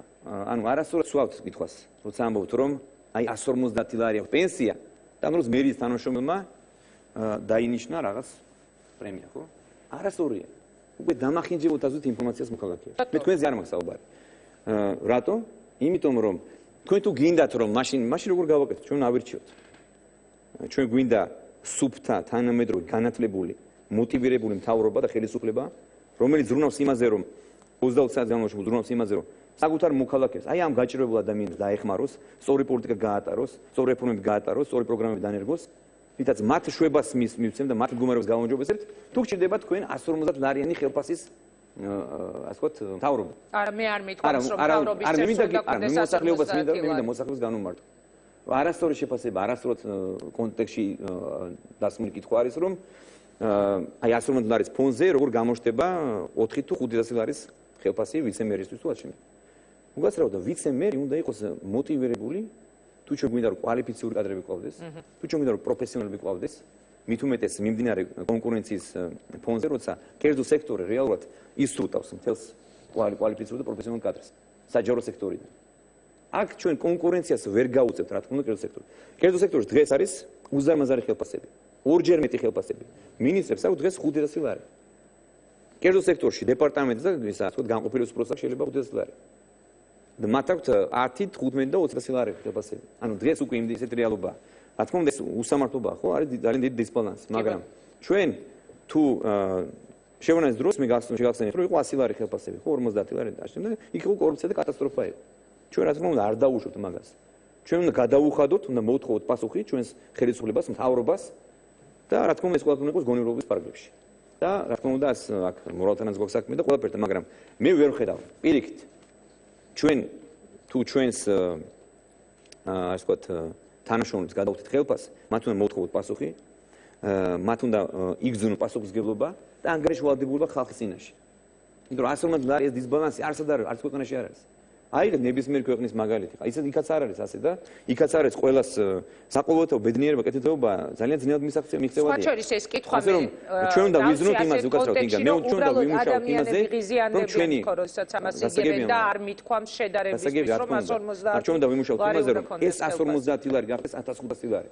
შეიძლება დღეს აბსურდულად ჟღერს, მაგრამ ჩვენ ისე უნდა ვიმუშაოთ თავრობა, ისე უნდა გავზარდოთ ეკონომიკა, რომელიც იყო დაანგრეული. ისე უნდა დავეხმაროთ სოფლის განვითარებაში, რომ ეს 150 ლარი გავაორმაგოთ როგორც მინიმუმ წლების შემდეგ, ხო? ამას დრო სჭირდება. ჩვენ 2 წელიწადში ქვეყანას ფეხზე ვერ დავაყენებთ რეალურად, მაგრამ მე მინდა გითხრათ, ეკონომიკის ზრდის მაჩვენებელი მიმდინარე არის, ანუ 3 კვარტალის მონაცემებით 6%. მით უმეტეს შეგახსენეთ, როგორი გამოწვევები არის რეგიონში. ეს ყველას ავიწყდება თითქოს.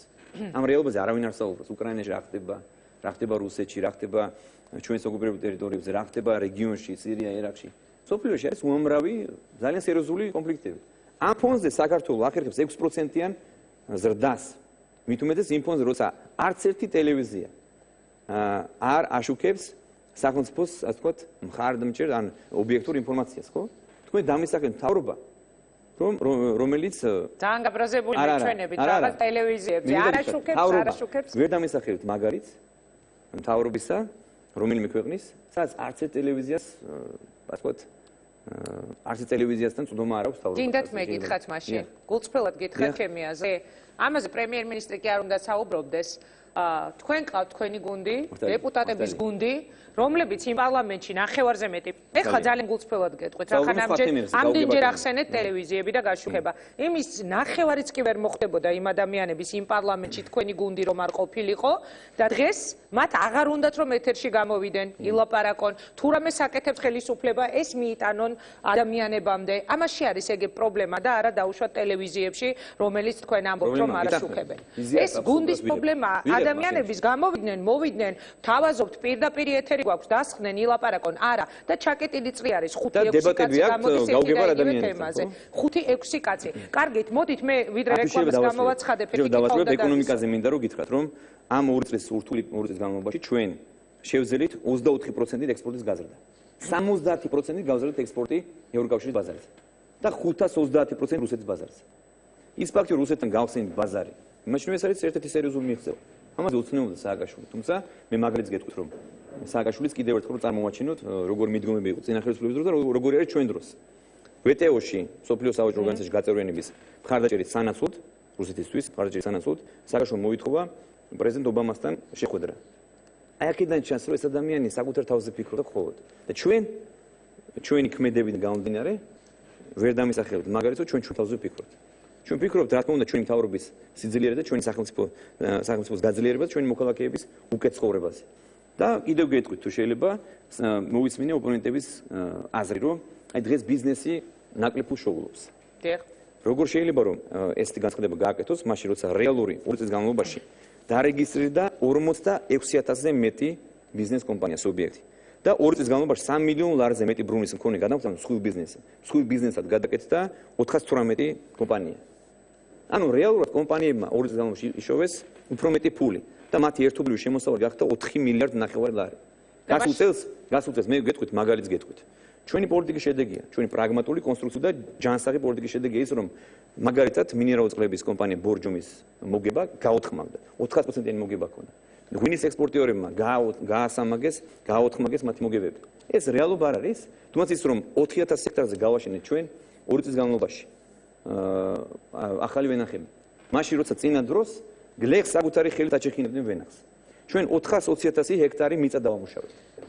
თუ შეიძლება დამასრულებინეთ ეს ბონდი უნდა მოყვე მოსახლეობისთვის და ყოველ წელს 800000 გლეხი იღებს დახმარებას სახელმწიფოსგან. აქედან მე შემიძლია ჩამოგვითვალეთ რომ 300 მილიონი უკვე დავხარჯეთ, 300 მილიონი, ანუ რაც პარლამენტისთვის დაიხარჯეს, იმაზე ნაკლები და მაგალითად ჩვენ 107 მილიონის სასუქი მოწევთ 48 მილიონი ლარის შხამქიმიკატები, 50 მილიონი ლარის ინვენტარი სასოფლო-სამეურნეო და ასევე მინდა გითხრათ რომ 492 მილიონი ლარის კრედიტი გაიცა შეღავათიანი აგროკრედიტი.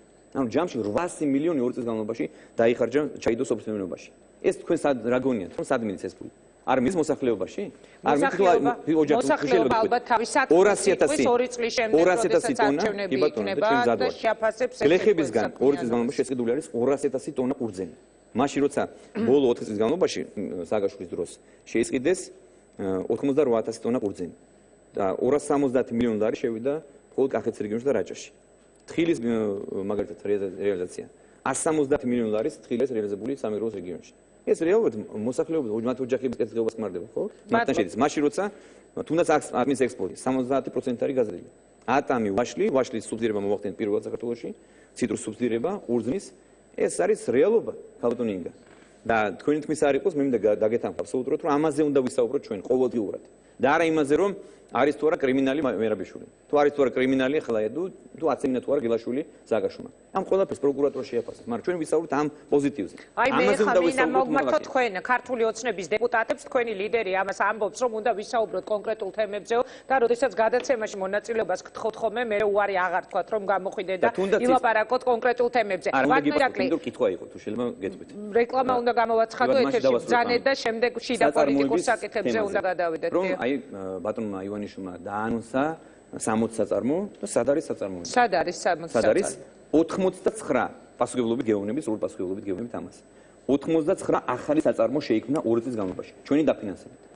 თან დაფინანსებით. და 25 ახალი საწარმო შეიქმნა დავაფინანსეთ ახლა სულ 3 თვის განმავლობაში პროგრამის აწარმოები საქართველოს ფარგლებში. ეს არის რეალობა. მე მიმართა ოპონენტებს, მედია საშუალებას ყველას. ჩვენს მიმართ კრიტიკულად განსხვავ საზოგადოებას. წავიდნენ ნახონ. მზად ვარ. მეც გავყვები, მე თვითონ ვანახე ყველას. მე დრო არ მაქვს უბრალოდ რომ მე ჩავიდე, მაგრამ აი რაც თქვენ თქვი დეპუტატები ჩავიდნენ, იარონ და მოსახლეობას აჩვენონ. ეს აწარმოები. და რა კეთდება რეალურად და რამდენი დაფინანსდა. ხო? ეს ყველაფერი. თუნდაც ის პროგრამა, რაც ჩვენია, ჩემი ასე ვთქვათ, რო ითქვენ, ოცნების პროექტი არის აწარმოები საქართველოში. თუ ამას სხვაშორის წარმოების დაუბაძე სოფლის განვითარებაზე, მიუთითებდნენ ყოველთვის სააკაშვილის ხელისუფლებას. ისინი მიმართულად ანგრევდნენ სოფლის მეურნეობას და წარმოებას. არ ვითარდებოდა. ეკონომიკა იზრდებოდა ასე ვთქვათ, ინფრასტრუქტურული პროექტების ხარჯზე, გაუგებარი შენობების ხარჯზე. ამბანის კოშკი 60 მილიონი, 360 მილიონი, ასე ვთქვათ, ის პარლამენტ შენობას, 600 მილიონი სასახლე. ამას რო ხარჯავ, რა თქმა უნდა, ეს აისახება ეკონომიკაზე, მაგრამ ეს ხომ არ აისახება ოჯახებზე. ჩვენს მიერ ინვესტირებული ეს თანხები მილიარდი ლარი, ჯანდაცვა, ასე ვთქვათ, ასევე სოციალური დახმარებები, პენსია, სოფლის მეურნეობის დახმარების პროგრამები, ეს ყველაფერი აისახება მოსახლეობაზე. დიდი მადლობა. გადაცემაში არის რეკლამის დრო. რეკლამის შემდეგ მე მინდა რომ თქვენთან ერთად დავიწყოთ საუბარი შიდა პოლიტიკურ ამდებზე. ეს ერთი არის დაუშვათ თემები, რომელზეც თქვენ საუბრობთ. ბევრი დაგჭირთ შესაძლებელია სათქმელი, მაგრამ ჩვენ კიდევ გვაქვს წინ დიდი ბლოკი. რამდენიმე წუთში ჩვენ დავბრუნდებით პირდაპირ ეთერში და მაინტერესებს რა სიტყვის საქართველოს პრემიერ-მინისტრი, თავდაცვის მინისტრი არის თუ არა მოსალოდნელი. იგი დაემშვიდობოს ირაკლი ალასანიას იქ მომხდარი სკანდალის გამო, გეგმავს თუ არა სამთავრობო ცვლილებებს. რას იტყვის ზოგადად რომელი მინისტრი არის ყველაზე მაგარი მინისტრი მის მთავრობაში და თუ არსებობს ვინც იმსახურებს მისგან ყველაზე ხშირად საყვედურებს. დავბრუნდებით რამდენიმე წუთში, ძალიან ბევრი საინტერესო თემა გვაქვს და ყველაზე მთავარი 15 ნოემბრისთვის აანონსებული აქცია, რომელზეც როგორც პრემიერ-მინისტრმა განაცხადა, მას აქვს ინფორმაცია, რომ იგეგმება პროვოკაციები. არ გადართოთ, ჩვენ მალე ეთერში ვართ.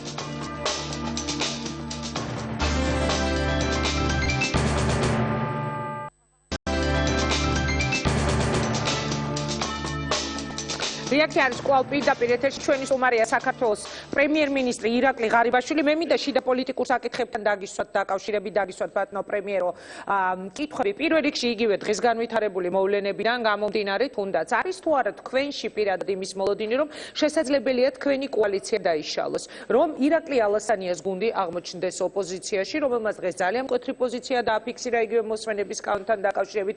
ელოდებით ან თქვენ ფიქრობთ თუ არა, რომ შესაძლებელია იგივე რესპუბლიკელები აღმოჩნდნენ თქვენს ოპოზიციაში. ფაქტია, რომ არიან იქ პოლიტიკური ძალები და პოლიტიკური პარტიები, რომლებიც არ არიან უნისონში თქვენთან, ქართულ ოცნებასთან.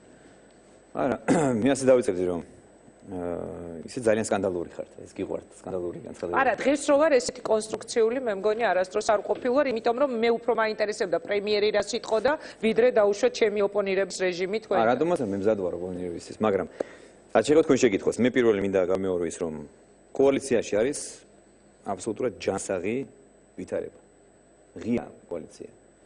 გულისხმობ იმას, რომ ჩვენ გვაქვს რეალური დემოკრატია შინ კოალიციაში. ადამიანები ჩვენ რა თქმა უნდა არ უგზავნებთ ღიად საკუთარი აზრის დაფიქსირებას. ეს არის ჩვენი ასე ვთქვათ მუშაობის სტილი, ეს არის ჩვენი მიდგომები.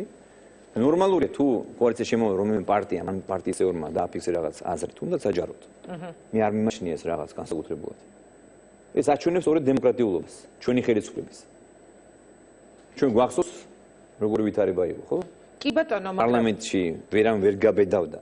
ეს რომ გამოდიან, ვერ გაბედავდა უბრალოდ რაიმე განსხვავებული აზრის დაფიქსირებას. კი, მაგრამ როდესაც ასეთი განცხადებებია, ჩვენი პოზიცია არ ემთხვევა იგივე პრემიერ-მინისტრის პოზიციას და არ ემთხვევა პრინციპულად ეს რესპუბლიკელების განცხადებაა დავით ზურაბიშვილი. რა ხდება, რა მოხდა? ბერძენიშვილის განცხადება სამარცხვინო მთავრობა. სამარცხვინო ასე თქვა, არა, ეს არის სამარცხვინო საქციელი მთავრობის მხრიდან პრემიების დანიშნულებით მოსახლეობას თქვენ მოსახლეობას. არა, ეხლა წაგიკითხავთ. არა, თქვენ მოსახლეობას გისმით, თქვენ ამბობთ რომ სამარცხვინო მთავრობა თქვა ბერძენიშვილმა.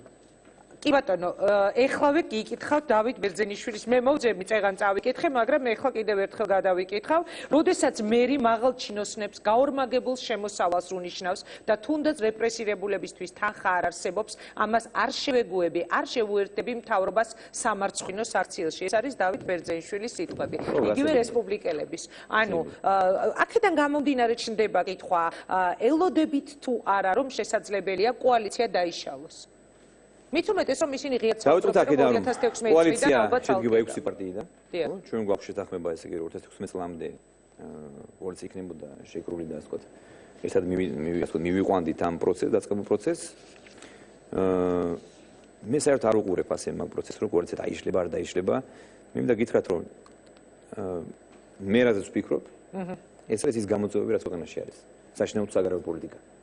ეს არის მთელი ქვეყნის ჩვენი ქვეყნის განვითარების გეგმა, ეს არის ასოცირების ხელშეკრულება და მისი იმპლემენტაცია, მისი განხორციელება, ეს არის რეფორმები, ეს არის ხალხის მდგომარეობის გაუმჯობესება. ასე რომ ჩემს პრინციპული არ არის ეხლა კოალიციაში შემოვალი რომელიმე პარტიის წევრი რაღაც გაუაზრებელ განცხადებას იტყვის, არ იტყვის. ეს არა პრინციპული და ეს მე არ მაზიანებს. იმაში პირიქით, ეს ჩვენ გვაძლიერებს კიდევ უფრო მეტად და კიდევ უფრო მეტ დემოკრატიულობას წარმოაჩენს. ანუ არ ელოდებით რომ თქვენს წიაღში შესაძლებელია ოპოზიცია გაგიჩნდეთ თქვენივე? არა, მოსაოდნელი რა ეხლა როგორ გითხრათ, ისე არა სოლქმარი შეიძლება გაიყაროს და მის მომში ხო არსებობს. ძმები ჩხუბნი ერთმანეთში და კოალიციის წევრებს შორის თუ რაღაც გაუგებრა მოხდა და ოდესღაც კოალიციის წევრმა დატოვა კოალიცია, ამაში პრობლემა არ არის. მე ვხედავ პრობლემას. 2016 წლიდან არ გამორიცხავენ. თორეს ირაკლი ალასანიას აქვს 8-ში 8 ნოემბერს საკუთარი პარტიის ხილობა და იგი ხელახლა გახდება პარტიის თავმჯდომარე. ანუ აქედან გამომდინარე, რა თქმა უნდა, გაჩნდა კითხვები, რისთვის ემზადება ირაკლი ალასანია და განსაკუთრებით გაჩნდა ეს კითხვა მას შემდეგ, რაც თავდაცვის სამინისტროს სკანდალი ვთქვათ პირდაპირ გახდა ცნობილი. მილიონებთან დაკავშირებით. დროში არ ემთხვევა ეს და მაინც, იმიტომ რომ ჩემი ინფორმაციით ეს სამინისტროს გამოძიება დაიწყო 4 თვის წინ, 4-5 თვის წინ და ინფორმაცია არ მნიშვნელოვანია ეს, იმიტომ რომ სპეკულირება მაგაზე არ შეიძლება და ინფორმაცია იმის თაობაზე რომ ირაკლი აპირებდა პარტიის ხილობის ჩატარებას, რომელიც გასულთასაც ჩაატარეს რესპუბლიკელებმა, ჩაატარეს ფორუმმა და ეს ნორმალურია. ინფორმაცია ამის თაობაზე რომ გახდებოდა პარტიის თავმჯდომარე, გახდა ცნობილი თუ რაღაც 1 თვის წინ. ასე რომ დროში არ ემთხვევა მაინც და მაინც მასე არ არის. რომ ჯერ გამოძიების ასე ვთქვათ პარტიის მას შემდეგ რაც მან განაცხადა იმის თაობაზე პარტიის თავმჯდომარე გახდებოდა ამის შემდეგ გახდა ცნობილი გამოძიების თაობაზე პირიქით არის ხო და როგორ გითხრათ შეიძლება პირიქითაც იქ დასვას ადამიანმა შეგითხვა ხო კარგით მაშინ ჩემ შეკითხვებს რომ პირიქით დასვას ადამიანმა შეგითხვა ხო ვიღაც ოპოზიციონერმა ან ვიღაცამ რომ ხომ არ გააკეთა ეს იმიტომ რომ ასე ვთქვათ გამოძიება იყო დაწყებული და ამიტომ გადაწყვიტა პარტიის თავმჯდომარე გამხდარიყო ეს ანუ ამით სპეკულირება გადიფიქრებია ასეთი და ხომ არ გააკეთა მე მეორე მე ვფიქრობ ზოგადად მაგრამ ეხლა ამ კონკრეტულ შემთხვევაში არ მიფიქრე იმიტომ რომ ამ განსაკუთრებული მნიშვნელობა ასე ვთქვათ არ მიმინიჭებია ამ ფაქტისთვის ეგ ნორმალურია და ჩემთან იყო ირაკლი და მითხრა რომ ეს 8-ში 8 ნოემბერს იყო დანიშნული და მეც ვიცოდი წინასწარ და მეც ვარ მიზოური და ნორმალურია მიხვალთ იმ ყრილობაზე ხო თუ ჩატარდება რატომაც არა ეს პრობლემაა ბატონო ირაკლი მოდით ირაკლი ალასანიაზე ვსაუბრობ და დაგისვათ პირდაპირ შეკითხვას ველოდო თუ არა რომ შესაძლებელია პოლიტიკური პასუხისმგებლობის საკითხი დადგეს და თქვენ როგორ ფიქრობთ თავდაცვის მინისტრის იმ სკანდალიდან გამომდინარე რაც გახმაურდა თავდაცვის სამინისტროსთან დაკავშირებით ამ შეკითხვას შემთხვევით არ ვსვავ იმიტომ რომ ყველა სახსოვს დავით კირვალიძე როგორ გადაყვა საკუთარ სამინისტროში ახლა ასეთივე სკანდალს რა სიტყვით აპირებ თუ არა რომ დაემშვიდობოთ ირაკლი ალასანიას აი ამ ფაქტის გამო პირდაპირ საკითხის დასმა მეგვინა შეიძლება მე მოდით მე განმომარტავ საზოგადოებას იმედან ეს საქმე არის როგორც ჩანს რეზონანსული და ეს რა თქმა უნდა არ არის ჩვეულებრივი საქმე საქმე ეხება თავდაცვის სამინისტროს და იქ ხუთი მაღალჩინოსანი იქნა დაკავებული. რა თქმა უნდა ამის თაობაზე მე უფლება არ მაქვს საზოგადოებას არ განვუმარტო. თუ რა ინფორმაციას ვფლობ მე, როგორც პრემიერ-მინისტრი, როგორც მთავრობის მეთაური, რომლის წევრი არის მინისტრი ალასანია. და რა თქმა უნდა, მიმაჩნია რომ ჩვენ მეტი კომუნიკაცია, მეტი ინფორმაცია მივაწოდოთ მოსახლეობას. თუ რას ეხება, რაზეა საუბარი, ხო? დიახ. ის ინფორმაცია რაც მე მომაწოდეს, რაც მე ასე ვთქვათ, მივიღე გავრცელებული ინფორმაციის გულისხმობ პროკურატურის. თქვენ ნახეთ რომ იქ არის სერიოზული კითხვები და არ არის ჩვეულებრივი საქმე. ეხლა რაც შეეხება კიროვალიძის საქმეს და მის გადადგომას, რომელიც მე იმაჩნევ ძალიან კულტურულად მოიქცა და მაშინ ასე ვთქვათ, ამ საქმესთან დაკავშირებით იყო კითხვები, გარკვეული კითხვები იყო და მაშინ უბრალოდ ჩემი ინფორმაციით მოხდა პრევენცია და ეს საქმე აღარ განვითარდა და დასრულდა. უფრო დიდი დანაშაული, ასე ვთქვათ, იქნა პრევენტირებული და ახვეთილი, ხო? ეს რა ინფორმაციაც მე გამაჩნია იმის მიხედვით, იმას დაფუძნებით ვამბობ ამას.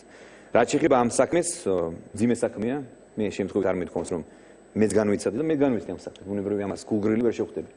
როცა საქმე ეხება ჩემი მთავრობის ესეთი მთავარი მინისტრის, თავდაცვის მინისტრის უწყებას და იქ აგორებულ სკანდალს როგორც თქვენ ამბობთ და კორუფციულ საქმეს შესაძლო სავარაუდო კორუფციულ საქმეს და იქ არსებულ გამოძიებას 5 ადამიანის დაკავებას, რა თქმა უნდა მეც ვგზნობ ჩემს წილს ვალდებულებას და პასუხისმგებლობას რომ ადამიანს განუმარტო, მოსახლეობას განუმარტო. თუ რასთან მოხდა საქმე?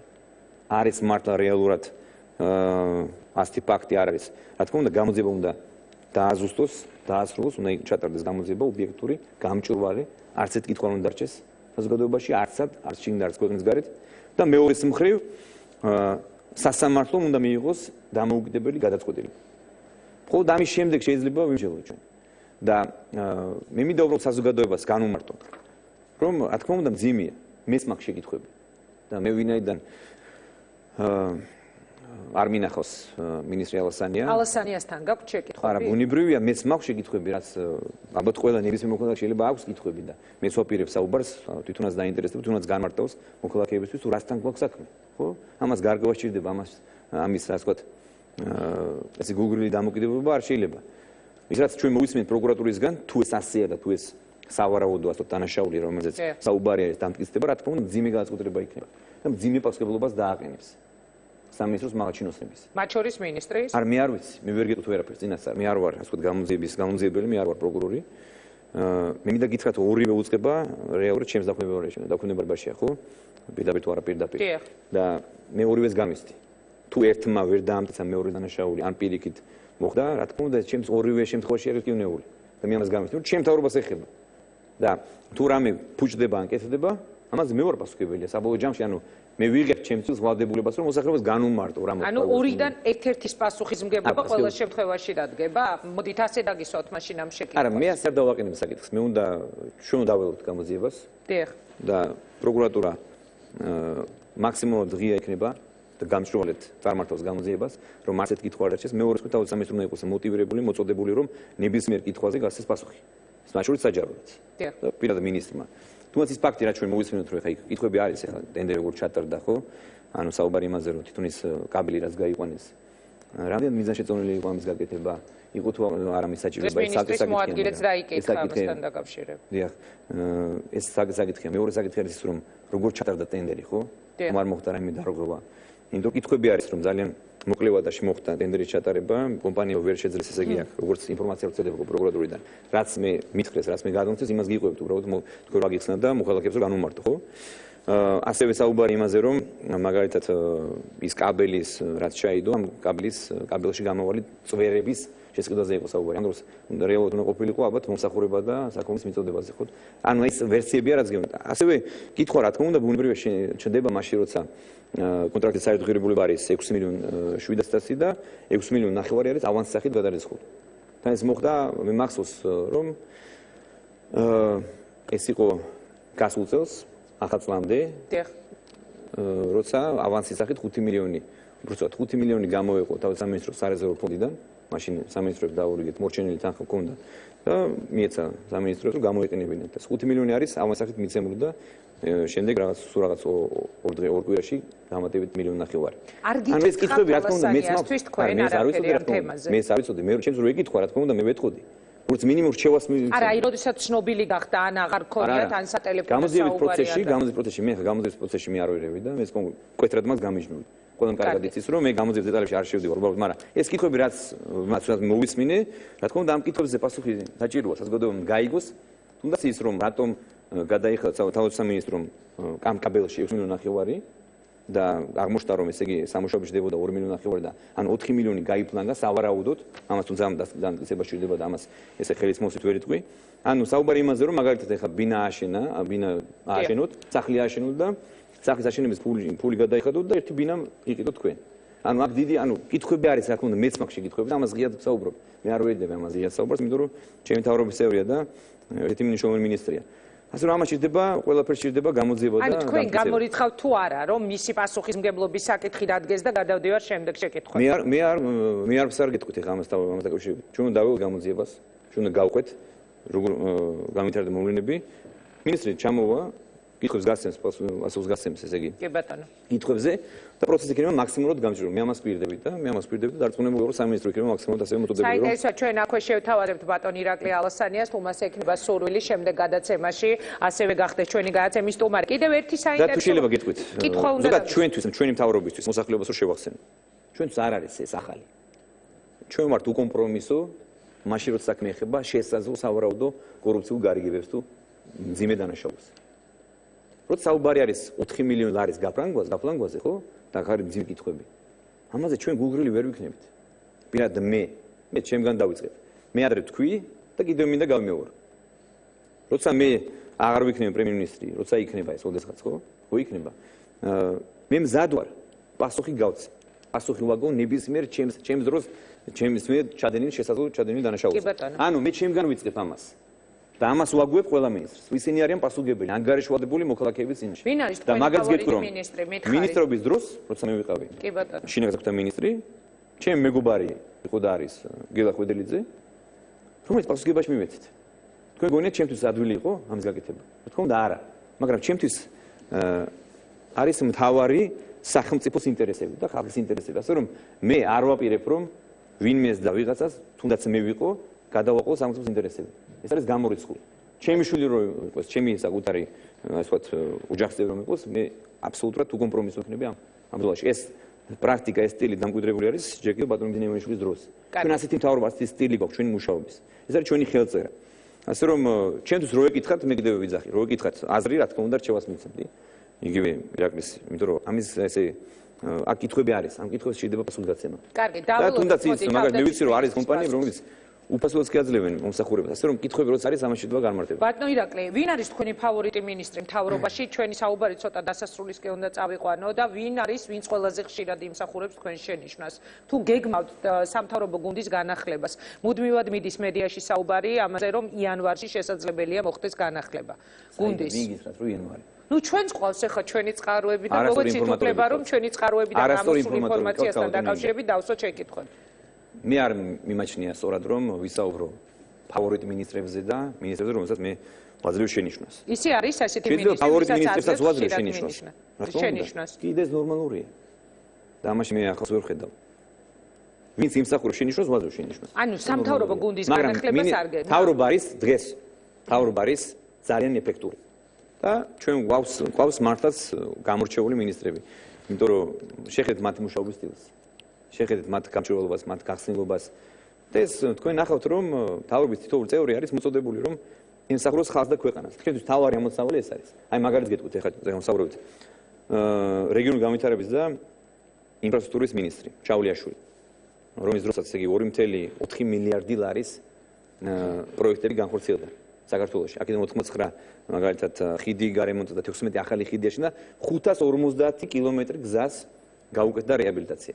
ამ დროს მოქალაქეებს არ აქვთ ინფორმაცია, ჩვენ გზები დავაგეთ იქ, სადაც არასოდეს 20 წლის განმავლობაში არ ყოფილა გზა დაგებული. და მე ყოველთვის მაგას ვეუბნები, რომ როცა გზას ხსნის და აკეთებს რემონტს, საჭიროა მეტი კომუნიკაცია ხალხს უნდა აჩვენოს, რაც ვაკეთებ და ხალხს ანგარიში უნდა ჩავაბარო. მაგალითს გეტყვით, თუ შეიძლება, რომ ძალიან ცოტა 70 კილომეტრი ავტომაგისტრალი დააგო სააკაშვილის მთავრობა. 9 წელიწადში. ჩვენ მთავრობამ 2 წელიწადში 40 კილომეტრი დააგო მაგისტრალი და 18 კილომეტრი ზებონდა დასრულება. სააკაშვილი ახსენეთ და მე მინდა ლოგიკურად გადავიდე შემდეგ კითხვაზე. 15 ნოემბრისთვის დაგეგმილი დაანონსებული აქცია ნაციონალური მოძრაობის მიერ. თქვენი განცხადება, რომელიც მოვისმინე კომენტარი ამ ფაქტთან დაკავშირებით იყო ასეთი, რომ ნაციონალური მოძრაობა გეგმავსაო რაღაც პროვოკაციას, რომ 15 ლარად აპირებს გაჭირვებული ადამიანების ჩამოყვანას რეგიონებიდან და ეს არის ძალიან საინტერესო. საინტერესოა ეს თქვენი ინფორმაცია თუ ეს არის ეჭვი. კონკრეტულ ინფორმაციას ფლობთ, რომ რაიმე პროვოკაციებს აპირებენ არეულობას ნაციონალური მოძრაობის წარმომადგენლები თუ გაქვთ უბრალოდ ეჭვი? მე მაქვს ძალიან ბევრი ინფორმაცია. კავდუნინგა. მე არ მინდა ახლა ამ პოზიტივის შემდეგ ნაციონალური მოძრაობაზე საუბრი დავასრულო. არა, არ ვასრულებ ნაციონალური მოძრაობის შესახებ. ეს ადამიანები არიან. ეს არის ჩვეულებრივი დესტრუქციული ძალა, რომელიც დღითი დღე სუსტდება, არიან პანიკაში. აქვს შიდა ბრძოლები და სააკაშვილის ერთ-ერთი ამოცანაა, რომ რაც შეიძლება გაახანგრძლიოს ამ გუნდის ასეთ ჭალებში ერთობა. რომ შიგნით საშინელი მდგომარეობა აქვს, მე ვიცი ახლა ერთმანეთს ვერ იტანენ. მაგრამ ერთმანეთს აძლევენ იმეს. მე შეგახსენებთ, რომ თუმცა ჩვენ მოვედით ხელისუფლებაში, დაიწყეს საუბარი მაშინ სააკაშვილმა დაიწყო, რომ აი ჩვენ აპრილში დავბრუნდებით და ყველა აპრილზე იყო გადართული. ანუ რას აკეთებს იცით, რომ თავის თავს ატყუებენ. თავის თავს ერთმანეთს ატყუებენ. ერთმანეთს აძლევენ რაღაც გაუგებარ ენერგიას და გაუგებარ დანაპირებას. შემდეგ იყო შემოდგომა. შემდეგ იყო გაზაფხული. ეხლა შემოდგომა იყო, მე გადადეს ახლა გაზაფხული და ასე იქნებიან და ბოლოს დარჩება 10 კაცი. რაც სექტა ჩამოყალიბდება და იქნებიან ასე, მანამ-სანამ როგორ გითხრათ. ბატონო ირაკლი, ამ კითხვას არ გისვამთ, მე თუმცა ახლა გეტყვით, რომ კონკრეტული ინფორმაციები ერთი წუთი თუ შეიძლება დავასრულებ თუ შეიძლება. მე იმიტომ გთხოვეთ, რომ ლევან იზორიამ გააკეთა განცხადება, არც თუ ისე დიდი ხნის წინ, რომ აღძრულია თურმე საქმე 315 მუხლით. ეს მუხლი თავისთავად გულისხმობს კონსტიტუციური წყობის ძალადობრივი შეცვლას. როდესაც იზორია შინაგან საქმეთა მინისტრი აკეთებს ამ განცხადებას, როდესაც თურმე ირკვევა, რომ შინაგან საქმეთა სამინისტრო გამოძიებას აწარმოებს. ამ დროს ქვეყნის პრემიერ-მინისტრი ამბობს, რომ მან იცის, რომ რაღაც პროვოკაციები და არეულობა იგეგმება. რა ინფორმაციას ფლობ? თუ იცით, ვინ არიან კონკრეტული გვარები, ვინც ამ არეულობას გეგმავენ და რას გეგმავენ? ამ ადამიანს თქვენ უყურებთ ტელევიზიით საზოგადოება. თუმცა მე არ მინდა. მე მინდა გითხრათ, რომ დღეს არათუ ერთი სააკაშვილი 10 სააკაშვილი და 100 სააკაშვილით ვერ გაბედავს და ვერ გააკეთებს ვერავითარ არეულობას. ისინი მიიღებენ ძალიან მწვავე და უკომპრომისო რეაქციას სახელმწიფოსგან. დღეს სახელმწიფო არის ძლიერი და თუ იმას ილუზია აქვს იმის, რომ სააკაშვილთან, ესე იგი, გაქცეული სააკაშვილი საქართველოში რამე არეულობას შეძლებს. თუმცა ეს მისი სურვილია, მე არ გამოურიცხავ ამას და პირიქით გიდასტურებთ, რომ ეს მისი სურვილია, ერთადერთი საზრუნავია. რომ ქვეყანაში სიტუაცია აერიოს რაღაც მოხდეს, მაგრამ მეორე რეალობა, რომელიც არავის არ უნდა დაავიწყდეს. და მე მინდა შევახსენო ადამიანებს, რომ არავინ არ წამოიგოს პროვოკაციას. სააკაშვილის მიერ დაგეგმილ ბინძურ პროვოკაციას სახელმწიფო და ჩვენი მოსახლეობის წინააღმდეგ. ჩვენ სახელმწიფო იქნება დაუნდობელი ასეთი ბოროტი განზრახვის წინააღმდეგ. და მათივე სიტყვებით მინდა მივმართო. რომ არც კი იფიქრონ ამაზე. და მე დარწმუნებული ხარ, სასცილო უბრალოდ ხა ამას შეიძლება სერიოზული კომენტარიც კი არ უნდა გავაკეთო, იმიტომ რომ კიდევ გიმეორებთ, ეს ადამიანები თქვენს ატყუებენ უბრალოდ. რომ მათი გუნდი ეს რაღაც 20-30 კაცი რომელიც ხალხს შეგოწიწებული არ ჩამოეშალოთ, არ ჩამოენგრათ ეს ეგრეთ წოდებული პარტია. კი ბატონო, მაგრამ მე მაინტერესებდა კონკრეტულად რა ინფორმაცია არსებობს. ის ინფორმაციაა, რომ ესენი ყოველთვის არიან და იქნებიან ყოველთვის მუდამ. როგორი ძლიერიც არ უნდა იყოს სახელმწიფო. ყოველთვის მოწოდებული რომ კონკრეტული ინფორმაცია, რომ ისინი გეგმავენ არეულობას. რომ ქვეყანაში აერიოს სიტუაცია მოხდეს დესტაბილიზაცია და შემდეგ. ასე რომ მაგრამ მეორეა რომ სახელმწიფო ამას არ დაუშვებს და ჩვენი ხელისუფლება ამას არ დაუშვებს არასოდეს. ვინც არ უნდა იყოს 10 და 100 მიშ სააკაშვილი იყო. ჯერ ერთი კითხვა უნდა დასვან ასეთი. რომ სააკაშვილი რომელსაც ჰქონდა პოლიცია, ჯარი, ხელისუფლება, დიქტატურა ყავდა, რეალურად გაფორმებული ჰქონდა დიქტატურა, ხო? ფული, ყველაფერი ჰქონდა მას აბსოლუტურად. მაშინ ვერ დაუპირეს, ვერ გაბედა და ვერც გაბედავდა, იმიტომ რომ იცოდა რომ როგორ დამთავრდებოდა ეს. სახელმწიფოს და ქვეყნის წინააღმდეგ გასვლა ვერ გაბედა. თუმცა ეს მისი სურვილი იყო მაშინაც. და მოვედით ჩვენ და ბატონმა ბიძინა ივანიშვილმა, რომელსაც მარცხს სასწაული მოახდინა და ეს რეალობა შეცვალა, ხელისუფლება ძალიანაც გამოვარდით. Როგორ წარმოგიდგენთ, როგორ შეიძლება რომ გონიერმა ადამიანმა დაუშვას ეს ფიქრი გაუშვას, რომ სააკაშვილი დღეს რეალობა შეცვლის. ეს არის ყალბი რეალობა, რომელსაც მისი ტელევიზიები და მისი მხარდამჭერები ქმნიან ქაოსს და ილუზიას. რეალობა სხვა რეალობა არის ის ქალბატონი, რაზეც მე გელაპარაკეთ. და ჩვენ ვართ ძლიერი მთავრობა, ძლიერი სახელმწიფო. და ჩვენ არათუ სააკაშვილის მხრიდან დაგიგმით პროვოკაციას, არავის მხრიდან დაგიგმით პროვოკაციას არ დავუშვით ქვეყანაში. ანუ თქვენ გაქვთ ინფორმაცია და არა ეჭვი. ინფორმაცია რა თქმა უნდა, არ ინფორმაციები გვაქვს, რომ ისინი რაღაცებს გეგმავენ მუდმივად, დაგეგმავენ კიდევაც, მაგრამ სახელმწიფო მათ ძალიან კაცრად უპასუხებს. თქვენ საქმისში ხართ ამ გამოძიების თაობაზე, რომელზეც იზორია საუბრობს. თქვენ მკითხეთ 15 ნოემბერზე, მე კონკრეტული ინფორმაცია მაქვს. შესაბამის უწყებებიდან, რომ ისინი მართლაც გეგმავენ ჩამოიყვანონ ადამიანები რაიონებიდან, რეგიონებიდან, უხდიან 15-დან რაღაც 50 ლარამდე, ჩემი განცხადების შემდეგ ის უკვე 50 ლარს სთავაზობენ, ალბათ დღის შემდეგ უკვე 100-ს გადაუხდიან. მათ სულს ჩამოიყვანონ ეს ადამიანები, რამდენიმე ასეული ადამიანი, ერთმანეთს აცემინონ, შემდეგ თქვენ რომ აი მთავრობა მოაწყო პროვოკაცია. მათ თავში, ასე ვთქვათ, მუდმივად ასეთი იდეები და აზრები ტრიალს, მაგრამ ეს იმას არ ნიშნავს, რომ აქ რეალობა, აქ მათ ეს ასაცილო უბრალოდ. მათი ეს ყველაფერი ეს ფდელობა არის ასაცილო უბრალოდ. იგივე ხა შალვა ნათელშუმარო დაგმოს რაღაცა. აბსოლუტურად იგივეა. უბრალოდ არის უფრო მეტად მობილიზებული, ორგანიზებული შალვა ნათელშუმარო დღეს სააკაშვილი. ერთ-ერთი ერთმანეთს გვანან. კარგით. მე არ მინდა ისე გაგიშვათ ამ ეთერიდან. შალვა ნათელაშვილი არის ძალიან ახლობელი სააკაშვილის და რას გულისხმობთ ახლობლობაში? არა, ნუ, ასე ვთქვათ, ეს ყველამ კარგად იცის, რომ რაც არის ნაციონალური მოძრაობა, იგივე ნათელაშვილი, ერთ დონეზე არის დასავლები უკვე. და ერთი სტილი აქვს უკვე მათ. კარგი. ასე რომ თქვენ როგორ ფიქრობთ, სერიოზულად უნდა აღვიქვათ შალვა ნათელაშვილის რაიმე განცხადება, რაიმე? მე არ ვიცი თქვენ რას აღიქვამ და რას არ აღიქვამ სერიოზულად, მე უბრალოდ გისვათ ამ კითხვას, იმიტომ რომ ლევან იზორიამ გააკეთა ეს განცხადება, რომ გამოძიება არის თურმე აღძრული 315 მუხლი. ეს იყო ძალიან სერიოზული და ვის ეხებოდა მას არ დაუკონკრეტებია, მაგრამ ამ არა სერიოზული არის კონსტიტუციური წყობილების შეცვლაზე არის. გულავას სავარაუდო წერილი. არა, მე გეუბნებით, რომ ეს ადამიანები ყოველთვის ამას ფიქრობენ, იფიქრებენ. 10-20 წლის მერეც იფიქრებენ მაგას. მაგრამ მათ მოუწევთ 100 წელი და 200 წელი მოუდინენ. ბატონო ირაკლი, ერთი კითხვა უნდა დაგისვათ კიდევ ვიდრე დაგემშვიდობებით. ხომ არ გეგმავთ შემთხვევით რაიმე მოლაპარაკება აწარმოოთ რუსეთის ხელისუფლებასთან? ამას გეკითხებით იმ კონტექსტში დაუშვათ რაც ხდება ჩვენს გარშემო. თქვენი შეთავაზება აფხაზების მიმართ, რომელიც ასევე თქვენი ოპონენტების მხრიდან ძალიან რომელსაც მოყვა ძალიან არც თუ ისე სახარბიელო რეაქცია, გულისხმობ პროცესს თქვენ ბრძანეთ აფხაზიერის და მათი თვითგამორკვევისთვის ბრძოლის შესახებ გააკეთეთ განცხადება. რას ნიშნავდა ეს თქვენი განცხადება და თქვენი შეთავაზების კვალდაკვალ ევროპული კონტექსტი, როდესაც ახსენეთ აფხაზებისთვის შეთავაზებული ინიციატივასთან დაკავშირებით, რას ნიშნავდა და ხომ არ იგეგმება პუტინთან შეხვედრა, თუნდაც ან თქვენი, ან ქვეყნის პრეზიდენტის. რა შეგიძლიათ რო გითხრათ? ასე კონკრეტულად არ განიხილება დღეს ჩვენს ხელისუფლებაში შესაძლო შეხვედრა რუსეთის პრეზიდენტთან. თუმცა ჩვენ ამის თაობაზე განვაცხადეთ, რომ ზოგადად მზაობა გვაქვს. მეც მაქვს საუბარ, ზოგადად ჩვენ ხელისუფლებას აქვს მზაობა, რომ შედგეს შეხვედრა, მაგრამ შეხვედრა შეიძლება მომზადება. შეხვედრისთვის არ უნდა შეხვედრა შედგეს პუტინთან, გააქვთ ამის მზაობა. ამის თაობაზე ჩვენ განვაცხადეთ. კიდევ ვადასტურებ, მაგრამ ამას შეიძლება კარგი მომზადება. და ჩვენ უნდა ვიყოთ ორიენტირებული კონკრეტულ შესაძლო შედეგებზე, რაც შეიძლება მოყვეს ამ შედეგს, ამ შეხვედრას. ამიტომ ამას ნაჩქარევად, ნაუცბადევად გაკეთება, რა თქმა უნდა, არ მიმაჩნია მიზანშეწონილად. პირიქით, ამაში შეიძლება კარგი მომზადება. რაც შეეხება აფხაზეთის თემას თქვენ ახსენეთ, რა თქმა უნდა, მე ვარ ძალიან შეწუხებული იქ განვითარებულ მოვლენებით. ჩემი შეთავაზება ერთგვარი ეს, მე ზოგადად შეიძლება არასდროს გაიგეს ჩვენმა მეგობრებმა და არა მხოლოდ მეგობრებმა, ოპონენტებმაც.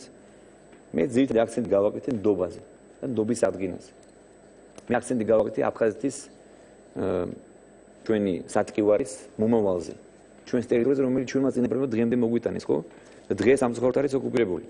მე გავაკეთე იმაზე, რომ აფხაზი ეთნოსის გადარჩენა, ასე ვთქვათ, არის ყველაზე მთავარი ამოცანა ჩვენთვის, პირად ჩემთვის. ჩვენ მათზე განვიცით რეალურად გულწრფელად გეუბნებით ამას ყოველგვარი პოლიტიკური განცხადების გარეშე. და მათი პერსპექტივა, ეს არის ქართული, ევროპული პერსპექტივა. მე ამის მჯერა, რომ მათ აქვთ ერთადერთი შანსი, რომ განვითარდნენ ჩვენთან ერთად. იმიტომ ეს არის ბუნებრივი მოცემულობა. ეს არის კანონზომიერება, რომელიც დაირღვა 25 წლის წინ. ეს უნდა აღდგეს. მაგრამ ეს უნდა აღდგეს ნდობის აღდგენასთან ერთად. ამიტომ საჭირო აფხაზთა და ქართველებს შორის აღდგეს ნდობა. აი ამაზე ვისაუბრეთ ძირითადად ის ავტონომია რო ვახსენე, ამ კონტექსტში ვახსენე, რომ ჩვენ მზად ვართ განვიხილოთ ფართო ავტონომია, ვისაუბროთ. ოღონდ საქართველოს შემადგენლობები, ვინაიდან მათ ჩვენს გარეშე არ აქვს პერსპექტივა. ეს არის რეალობა და მე მინდა რომ ეს დაიჯეროს, ეს გაიაზროს და მე ვიცი რომ იქ არიან ადამიანები, რომლებიც გულწრფელად ნერვიულობენ ამ შესაძლო ხელშეკრულების გაფორმებაზე. ჩვენი საგარეო უწყება და მთელი სამინისტროები არის მოტივირებული 20 საათის განმავლობაში მუშაობენ და ჩვენ პრაქტიკულად თელ საერთო თანამეგობრობას ვაცნობთ ამის საუბაზე. იცით რა, ჩვენს კონსტრუქციულ პრაგმატულ პოლიტიკას რუსეთთან მიმართებაში, როცა მოყვა ასეთი ნაბიჯი, რა თქმა უნდა, ჩემთვის გაუგებარი იყო. მართლა გაუგებარი იყო და აუხსნელი იყო. თუ რატომ მოხდა ეს ყველაფერი, მაგრამ ეს არის რეალობა.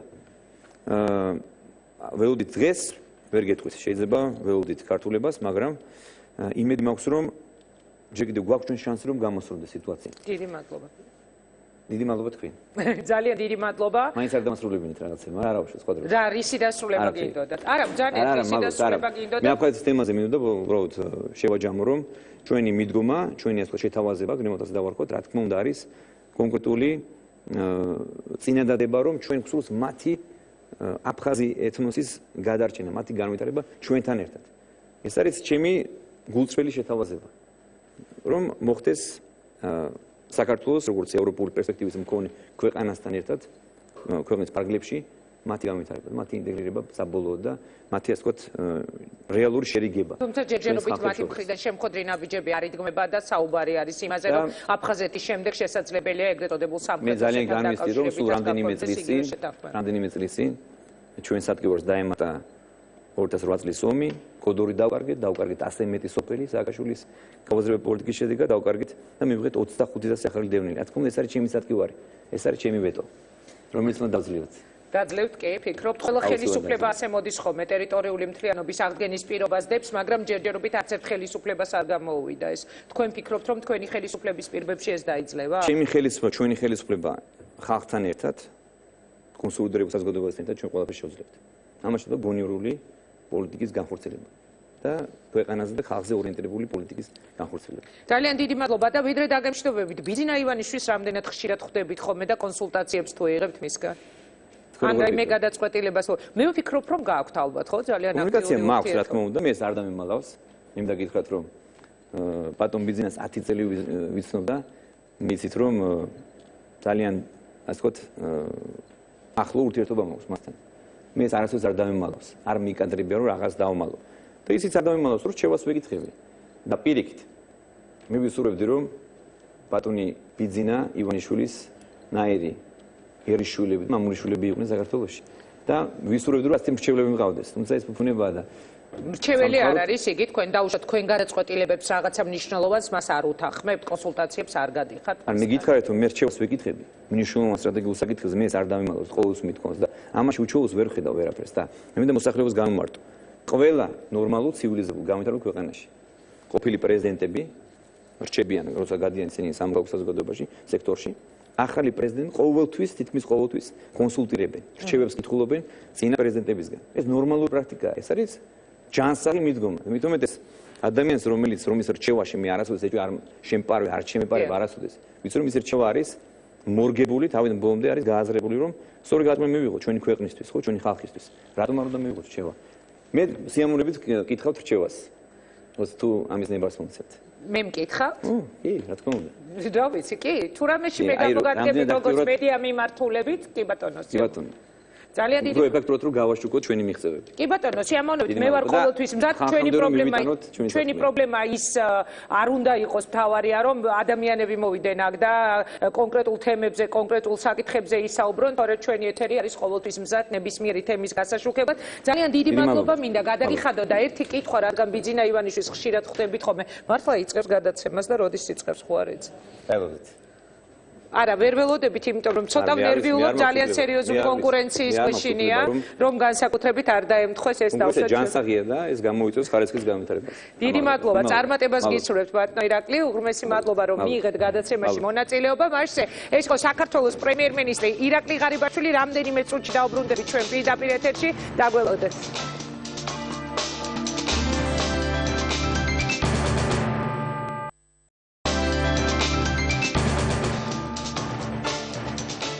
მაშასე ჩვენს მიერ დასმული შეკითხვა დღევანდელ ინტერაქტივში რა არის თქვენთვის უფრო მნიშვნელოვანი? თქვენ მოისმინეთ საქართველოს პრემიერ-მინისტრის დღევანდელი პასუხები განვლილ 2 წელთან დაკავშირებით, მოისმინეთ მისი პასუხები, რა შეიძლება, როგორ შეიძლება განვითარდეს მოვლენები კოალიციაში, გეგმავს თუ არა იგი სამთავრობო ცვლილებებს, რა პასუხები ჰქონდა მას ირაკლი ალასანიაზე, რა პასუხები ჰქონდა მას ქვეყნის ეკონომიკაზე, იგრძნო თუ არა ხალხმა იმ ადამიანებმა, ვინც ქართული ოცნების გვერდით იდგა 2012 წლის არჩევნების შემდეგ საკუთარ თავზე ხელისუფლების ცვლილება, თუმცა საბოლოო პასუხი მაინც ალბათ დაიდება მომავალ არჩევნებში, როგორ შეაფასებს ხალხი ამ ხელისუფლების საქმიანობას. მანამდე კი მოდით ერთად შევაჯამოთ ჩვენი ინტერაქტივი შეკითხვა, რა არის თქვენთვის უფრო მნიშვნელოვანი, სამუშაო ადგილების შექმნა, სამართლიანობის აღდგენა თუ ტერიტორიული მთლიანობის პრობლემის მოგვარება? ხმების უმეტესობა რასაკვირველი, ალბათ მოლოდინი ჩვენიც ასეთი იყო, სწორედ პირველ პასუხზე არის სამუშაო ადგილების შექმნა. ეს არის ალბათ ის ყველაზე დიდი პრობლემა, რომელიც როგორც უკვე ითქვა დღევანდელ გადაცემაში, ძალიან ბევრი ხელისუფლების პრობლემა იყო ამ ქვეყანაში და ჯერჯერობით ეს პრობლემა კვლავ გადაუჭრელია.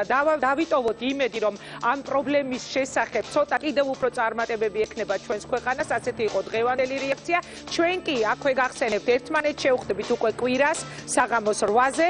კვირას საღამოს 8-ზე პირდაპირ ეთერში გავა პირველი გადაცემა სახელწოდებით იმედის კვირა. ეს იქნება ძალიან საინტერესო თემები, ძალიან საინტერესო სტუმრები, ძალიან საინტერესო თემატიკას გიმზადებთ, ასე რომ გემშვიდობებით მხოლოდ 2 დღით კვირას საღამოს 8-ზე ჩვენ ერთმანეთს იმედის კვირაში უხდებით. ნახვამდის.